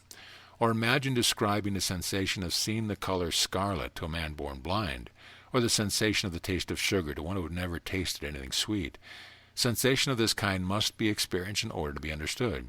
The student has the matter in his own hands. His experience and actual knowledge depend upon his own practice. It is not intended that one shall practice this conscious Vril absorption all the time. That is not necessary. Moreover, it is not practical, for the process requires the concentration of attention upon the task, and one requires the attention for other purposes. It is sufficient for one to practice this method only when he feels that his Vril supply is depleted, or just before engaging in work that will probably require additional energy. One may absorb additional Vril while engaged in other work without disturbing his occupation. It requires but a moment or two, just as the flying locomotive takes up water without stopping. It will be found to be an excellent plan to practice some light physical culture exercise in the morning before rising, and then to devote a few moments to Vril absorption. This will start one well in the work of the day. When fatigued during the day, a moment's relaxation and practice of Vril absorption will yield great benefit. There are no set rules to be observed in this matter. Each one must use his own judgment and fit the method to his own inclination and necessity. Absorb Vril whenever you feel you need it. Lesson 10. Application of Vril power. When the student has acquired the knack of Vril absorption, he may apply the power of Vril to his physical requirements in many ways. He will have laid a reserve store of Vril in the solar plexus and other centers, which he may direct and distribute to the various parts and organs of the body at will. It is possible for anyone with a little practice to acquire the art of directing the flow of Vril to any particular part of the body. This will be found very advantageous in the treatment of physical troubles and weaknesses. When any part of the body is found to lack proper vitality, or when any organ shows signs of imperfect functioning, a supply of Vril directed to that part or organ will be found to be highly beneficial in the direction of vitalizing and stimulating the part or organ in question. This is true not only of organs like the stomach or liver, but also of the great nerve centers of the body, including the spinal cord and even the brain itself. Treatment of the spinal cord in this way will result in imparting a new spirit of vitality and energy to the entire system, and is one of the best tonic treatments known to psychophysiology. The following general directions will serve to give the student the key to the many forms of application possible under it. The general principle once clearly understood and firmly grasped, the student may apply it as indicated by his own particular requirements and necessities, and in such a manner as seems preferable to him. General direction. Either sit in a comfortable position or else recline in an easy position, relaxing every muscle and quieting every nerve. Then concentrate the attention upon the solar plexus, or the region of the pit of the stomach, just where the ribs spread apart, and awaken your consciousness of the storage of a reserve supply of Vril at this point. Then will that some of this Vril supply shall flow along the nerves to whatever part of the body you wish to energize. If the part to be energized is situated above the solar plexus, you must mentally and by an effort of the will draw upward the Vril current. If the part to be energized is situated below the solar plexus, you must in the same way mentally push downward the current. In either case, you must accompany the will effort by the mental picture and consciousness of the actual passage of the current. It may take you a little time to acquire the particular knack of directing the current in this way, but after a little practice you will find it very easy. In fact, it will become almost second nature to you to send the current whenever you recognize the need for it. When you feel generally tired, exhausted, and used up, it will be found beneficial to treat the whole body in this way. In special cases, particular parts or organs may be so treated. A feeling of relief will be experienced in the part treated in a few moments. In a case of headaches or other pains, relief may often be obtained by the first flushing the affected part with Vril in the manner above described, and then reversing the process and drawing away the current. This plan tending to equalize the circulation and the nerve currents, and thus to restore normal conditions. Cold feet often may be relieved by stimulating them with a supply of Vril. Stiff muscles or rheumatic joints often are relieved in this way. In fact, one who can so direct and distribute the Vril currents in practical master of his own body and may successfully treat himself or herself in this way to great advantage. The brain may be stimulated by sending a strong current of Vril, or it may be rested by first flushing it with Vril and then drawing away the supply and allowing the brain to rest quietly in a relaxed condition of peace and comfort. General self-treatment, a form of general self-treatment by Vril currents in the direction of the general vitalization and energization of the entire system, is herewith suggested.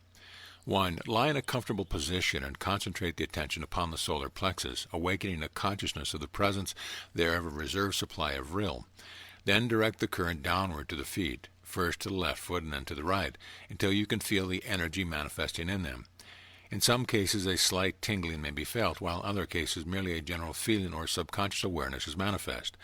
Then treat the lower part of the legs in the same order, then the thighs and the reproductive region, then the abdomen and the lower internal organs, then stimulate the solar plex itself, then the lungs and the throat. After having treated the various organs and parts of the body in this manner, reverse the current and cause it to flow down the spinal column, sweeping it repeatedly from top to bottom, allowing some of the current to flow out through the connected nerves. Next, concentrate the attention upon the sacral plexus at the lower part of the spine, giving to this region a decided stimulation. Finally, direct the Vril to the nerves and muscles of the neck, and then to the brain, giving the latter a good flushing, and then withdrawing the current by a reverse impulse in direction of the will. Rest quietly a few moments, and you will arise refreshed and energized. Variations may be applied to this general treatment, but the general order above suggested will be found to be adapted to the majority of cases. Special self-treatment. In case of local pain or physical disorder, one may treat himself not only in the above stated general manner, but also by specially concentrated currents of Vril directed by the use of the hands. In this case, the Vril flows down the nerves of the arm and hands into the affected parts with renewed and increased force and effect. Passing the hands over the affected parts, or holding them there at the same time, willing that a steady, continuous, and powerful flow of Vril pass through them and into the part, will be found quite effective in many instances. If preferred, the Vril may be forced into the part in this manner by a series of mental pushes or pumping motions. Some prefer one plan and some the other. Both should be tried, and the one best adapted to the particular wants of the person adopted and applied thereafter. Treatment of other people. The student may treat other persons in the same way as indicated in the above directions for self-treatment. The principle is the same in all cases. The knowledge of the direction and distribution of Vril to the bodies of other persons constitutes the secret of what is popularly known as magnetic healing. There is no special new principle involved in the treatment of others. Treat the other person just as you would treat a part of your own body. The current of Vril will flow into the affected part of the other person and back to yourself. Always place both hands on the other person during the treatment in order to complete the connection in this way. After the treatment, it will be well for the healer to treat himself briefly and to recharge himself with Vril by the method previously described. In this way, you will never suffer from depletion of Vril and will avoid taking on the condition of the patient, which often occurs to psychic healers who are not acquainted with the means of recuperating and protecting themselves. Interesting experiments have been tried along the lines of charging water with Vril by holding the glass in one hand and sending the current into it.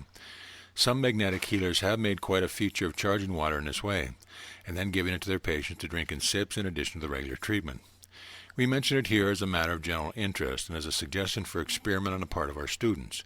We feel that, interesting though it may be, it is not necessary or important part of the treatment by Vril, for the reason that the course above outlined should be sufficiently successful without the assistance of such methods.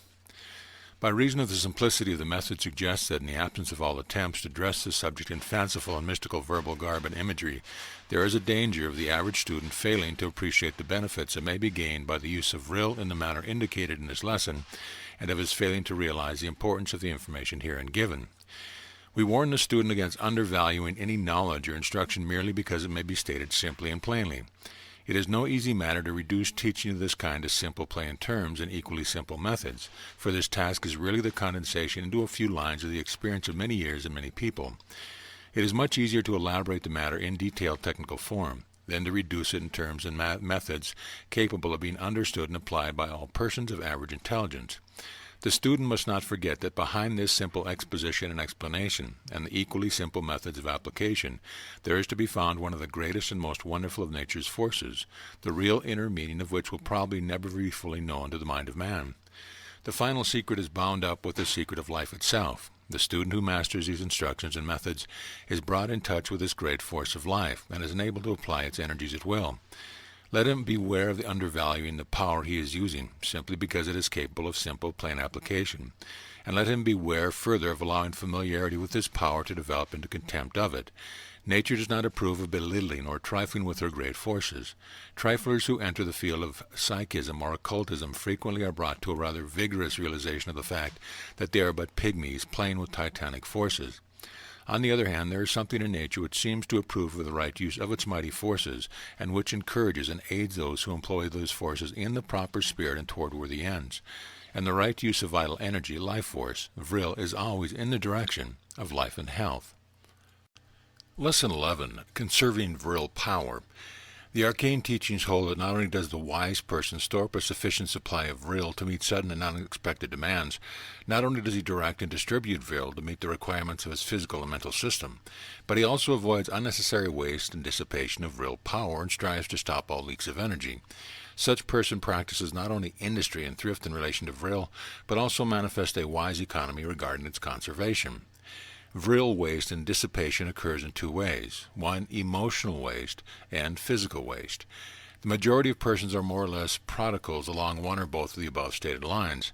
They turn on the emotional or physical faucet and allow Vril to drip and dribble almost constantly pure waste. Emotional waste is habitual with many persons who fail to realize that in every useless flow of emotional activity, they are really dissipating a portion of their life power and vital energy. Not only does this emotional dissipation result in a drain on life energies, but like any other form of dissipation, it results also in killing the healthy and normal emotional expression, replacing the latter with a false emotional activity, which is without real feeling, which seeks constant excitement and stimulus as the drunkard seeks drink, and the drug habituate his particular narcotic or stimulant. One may avoid this emotional waste by watching carefully the formation of emotional habits. As an authority said, all emotions deepen by repetition. If one allows an undesirable feeling to master him once, he should be on the watch to check that feeling at the start of the occasion of the second manifestation. The man who falls into a rage once falls into the same emotion easier a second time. The man who keeps cool once under trying circumstances will more easily able to control himself the next time. The truth cannot be too strongly emphasized that a habit of emotional feeling is, on the outset, often the result of an intellectual habit. Summon different ideas to the mind and notice how the emotion changes with the idea. To repress certain trains of feeling, repress the ideas that give them birth. This will have restraining power, even when the emotional state tends to bring up a consonant idea, just as a fire may suggest putting fuel on it. Emotional waste may also be prevented by carefully training oneself to control the physical expression usually accompanying the feeling or emotion. An authority said, by retraining the expression of an emotion, we can frequently throttle it. By inducing an expression, we can often cause its allied emotion. We know that animals, barbarians, and children generally allow motor discharge without inhibition, and that control comes in some way or other with culture. Another eminent authority said, even if we cannot prevent a feeling from arising, we may possibly prevent it from spreading by inhabiting an organic movement which accompanies it, and indulgent in which augments it. An authority said, novices frequently make the mistake of thinking that intense expression or emotion indicates not only a character rich in feeling, but also one that will make great unselfish sacrifices for the welfare of others. The truth lies generally in the opposite direction. Many persons expend all their energies in the expression of emotions and have none left for action. Some demonstrative people find it difficult to understand that to feel intense sympathy is not the same as to exert themselves in actually relieving distress. This world could be very well spare 1 million of those who only feel for 12 and those who act. In the volume of this series entitled The Arcane Formulas, we have devoted considerable space to instruction along the lines of mastering and controlling the emotional nature, not in the direction of killing out or destroying that part of one's mental and spiritual being, but rather in the direction of attaining perfect mastery and control thereof. We have therein instructed the student in the art of mastering the opposites of feeling and emotion, that he may secure and maintain the true mental, moral, and spiritual balance and poise. We have said therein, acquire the mental knack of rising above the plane of emotional feeling onto the plane of will, and there calmly watch and observe the storm of emotion without being influenced by it. This is like one sailing in a balloon above the storm clouds, which are thundering and flashing lightning beneath him. On the plane of will there is a peace and power undreamt of by those who still are on the emotional plane. Never allow yourself to become enmeshed and involved in the emotional storms or activities. Handle the emotions as a master does an instrument, but never yield yourself to the power and influence of slave or instrument any more than you would yield yourself to the power and influence of some entity outside of yourself. The study of the arcane teachings in the preceding volume of the series will do much for anyone who has found himself or herself carried away by emotional storms or cyclones of feeling, which result in vril, dissipation, and waste. The principles therein taught and the methods therein stated will do much to impact, balance, and poise self-control and self-mastery to those who seek poise and power. Emotion and feeling play an important part in our lives, and when properly employed are good for us to use. But even when normally good, they become bad when we allow them to use us to an extent that we become subject to them and under their control. Even the divine gift of sympathy may become a veritable curse in this way, and may tend to wreck the mental and physical well-being of a person, without in the least benefiting the objects which aroused it originally. We must be strong ourselves before we may help others. As in everything else in life, so in this case, we must avoid the extremes or opposites, and preserve the happy mean in the center, where alone is poise, power, and balance to be found. Passing from the consideration of this first form of emotional waste of real power, we perceive that the average person manifests an equally harmful waste in his physical life. Waste motion, waste nervous strain, excessive nervous tension, and excessive purposeless physical motion is seen on all sides. The majority of persons are in a state of unrelaxed nervous and muscular tension during their waking hours. Their nerves are tense and the muscles contracted without any real cause. Their fingers are beating the devil's tattoo, and they waste nervous energy to no purpose whatsoever. They whittle pencils, chew toothpicks, or masticate chewing gum. They do not know the meaning of the word relaxation and have no conception of its physical expression. When talking, these people throw into a task sufficient energy to sustain a vigorous orator through the strain of his greatest effort. When walking, they expend enough energy to carry a giant up a steep hill. When riding, they sit on the edge of the car seat, leaning forward as if they imagined that they were using their energy to help propel the train to their destination. Poise is unknown to these people who are burning their vril candle at both ends. Such persons should take an object lesson from a young resting infant or from a cat in a relaxed position. The child lets go to perfection. The cat relaxes every muscle and nerve, and yet so finely organized is it that in the twinkle of an eye, when necessity for possible action arises, its muscles become as steel and its nerves as hair triggers. The cat crouching before a mouse hole gives one of nature's best object lessons in the quality of relaxed power. Here we find the latent hair-trigger nerves and the potential steel muscles in a state of perfection. The only way to relax properly is with withdrawing the vril tension from the muscles, and this is not so easy for those who have contracted the unnatural habits of unnecessary tension. They must first learn how to let go. The student wishing to learn how to relax should begin by practicing with the hands, first taking away all tension, and then swinging the hands from the wrist until they become perfectly limp. Then practice limbering up the fingers. Then swing the arms to and fro in the same manner. Then tense the upper arm and swing the forearms freely from the elbow. Then follow the same general course with the legs until you have them thoroughly loosened up. Then swing the head about, the neck being made limp, and finally lying down, manage to take every bit of vril force from the muscles of the whole body, imitating the attitude, poise, and general condition of the tired baby who has dropped to sleep over its play. A variation of the loosening up exercise may be found in the imitation of a Newfoundland dog shaking himself vigorously. This will give you a good general limbering up. Stretching the limbs and the familiar motion of the lazy boy will also be found to give relaxation and rest and to relieve tension. Conclude the relaxation exercise with the bracing up exercise given below, which will also be found excellent in the case of a tired feeling caused by sitting or standing in one position, or when the brain feels fagged and tired, or when from any mental or physical cause one may feel stale and not fit. Bracing up exercise. Stand erect and take several natural, easy, full breaths, combining with them the mental exercise of vril absorption. Then, holding your arms out in front of you, clench your fists and draw them slowly toward your breast, gradually increasing the muscular tension. Then push your fists out and draw them in, muscles still tense several times. Then drop your fists to your sides and gradually draw them straight up as far as they will go, tensing the muscles of the fist ascend. Repeat several times. Then, moving your arms about with clenched fist, alternately tense and relax the muscles.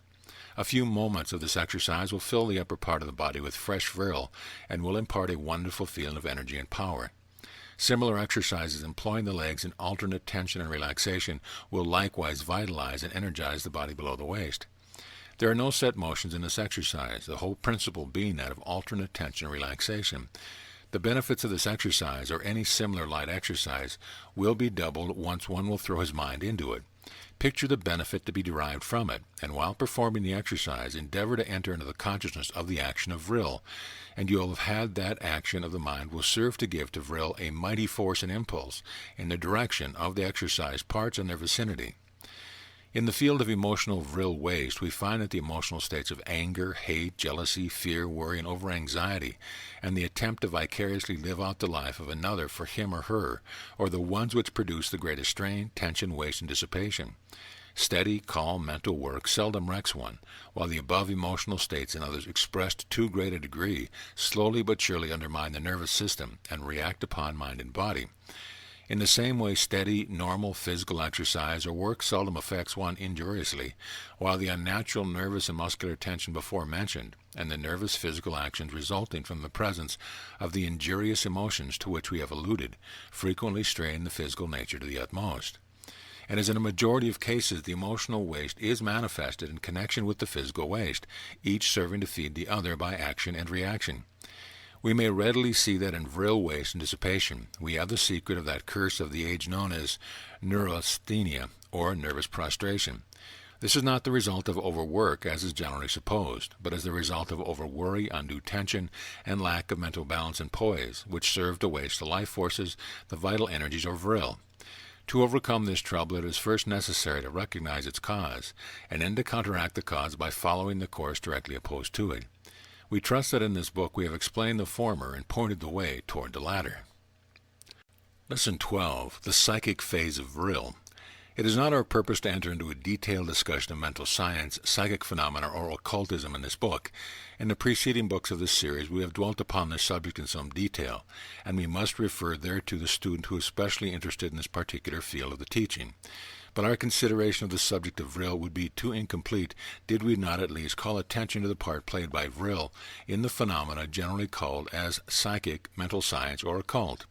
Therefore we shall in this lesson point out in a general way the office and function of Vril in such phenomena.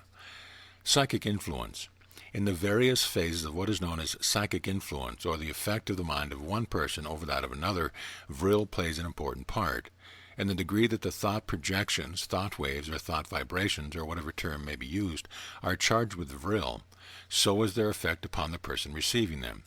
Just as the degree of clearness in the sound of the telephone depends materially upon the strength of the current operating on the system, so does the strength of the Vril current materially determine the power of the thought vibrations sent from one person to another, whether over a short or long distance. In fact, Vril is the real force or energy in all manifestation of thought force, the mind merely serving to project that force by the will, and to color it by the idea or feeling held in the mind. The thought sent forth is colored and charged with Vril by the strength of the feeling or desire manifested in the majority of cases. But the trained mental scientist or occultist uses his direct willpower to accomplish the same result, using precisely the same method that he does in directing and distributing the Vril to parts of his own body, or to the body of another person when he is giving personal psychic treatments, as described in preceding lessons. This fact, understood in connection with what we have said on the subject in the other books of the series above mentioned, gives one the complete key to psychic influence, mental science treatments, and other occult phenomena in which mind acts upon mind or body over a distance. The general principle is the same in all of these cases. Persons may be treated by sending them thoughts of strength and vitality, or of courage and success, charged with strong currents of Vril impelled by the will of the sender. In the same way, one may send to another direct currents of Vril, and thus increase his or her vitality, energy, force, and power. Telepathic messages may be increased in power by charging them with an increased supply of Vril. Thought forms sent forth in a manner familiar to occultists may be energized and vitalized by charging them with the dynamic force of Vril. The student who is interested in this phase of the matter should study carefully the lesson, Mentalism in a Nutshell, in the book of this series entitled The Arcane Formulas. Self-protection. In the same way, the self-protection by thought auras, psychic armor, etc., familiar to all occultists, may be wonderfully increased by charging the protective thought force with a strong current of Vril. The ideative power of the mind and the will are used in this process. By forming a strong mental image of the presence of the protective thought aura surrounding the body, and which is rendered dynamic by currents of Vril, the occultist may surround himself with an armor of protection that will defy all attacks on the part of others. In the same way, one may use Vril in connection with the thought atmosphere with which he surrounds himself. and which gives the keynote to the attitude of the other persons toward him. He may create this mental atmosphere by the character of the thoughts held by him, his mental attitude, or his affirmations, according to the system followed by him, and in either case he may greatly increase the power of his mental atmosphere by charging it with Vril according to the general method which we have repeatedly mentioned in this book, visualization and willpower. This is the explanation of that peculiar force or power which we feel emanating or flowing from the presence of strong individuals, a force or power which strikes us with almost a physical impact. As we have already said, we do not propose entering into a detailed consideration of psychic phenomena in this book. In the above mention of Vril in this connection, we have given in a few words and in simple form an occult secret which should prove very valuable to all occultists who are already not acquainted with it and who have been contenting themselves by merely using thought in their psychic experiments or work. It will be found that this use of Vril will prove to be the missing keystone, which is essential to give to the whole psychic arc that strength, unity, and power which it needs. The student will find that it may be added or adapted to any of the many systems of occult practice with which students of the subject may be familiar. It is an attachment which may be used in connection with any or all system, old or new, ancient or modern. In this matter, as in any number of others in this book, we have given you the spirit of a great occult method or system in a few plain words. We have condensed it and given you the essence. We have stated the whole thing in a nutshell. Once more we warn you not to overlook the value and importance of the thing by reason of its simplicity and plainness. Final advice. You have now read this book through in a more or less hasty way. You have seen some things which have attracted you and which you have decided to apply in your own life and work, but you have missed many other things of equal or perhaps greater value. Therefore, we ask that you lay this book aside for a few days and mentally assimilate that which you have learned from it. Then take it up again and carefully reread and restudy it from beginning to end. Much to your surprise, you will find that there are many things in it which you have entirely overlooked. Also that many things will appear to you in a new light and with an added meaning. A week or so later, read and study it for a third time, and you will have a like result. You will not begin to understand the real value of this principle announced in this book in less than the 3 reading above advised.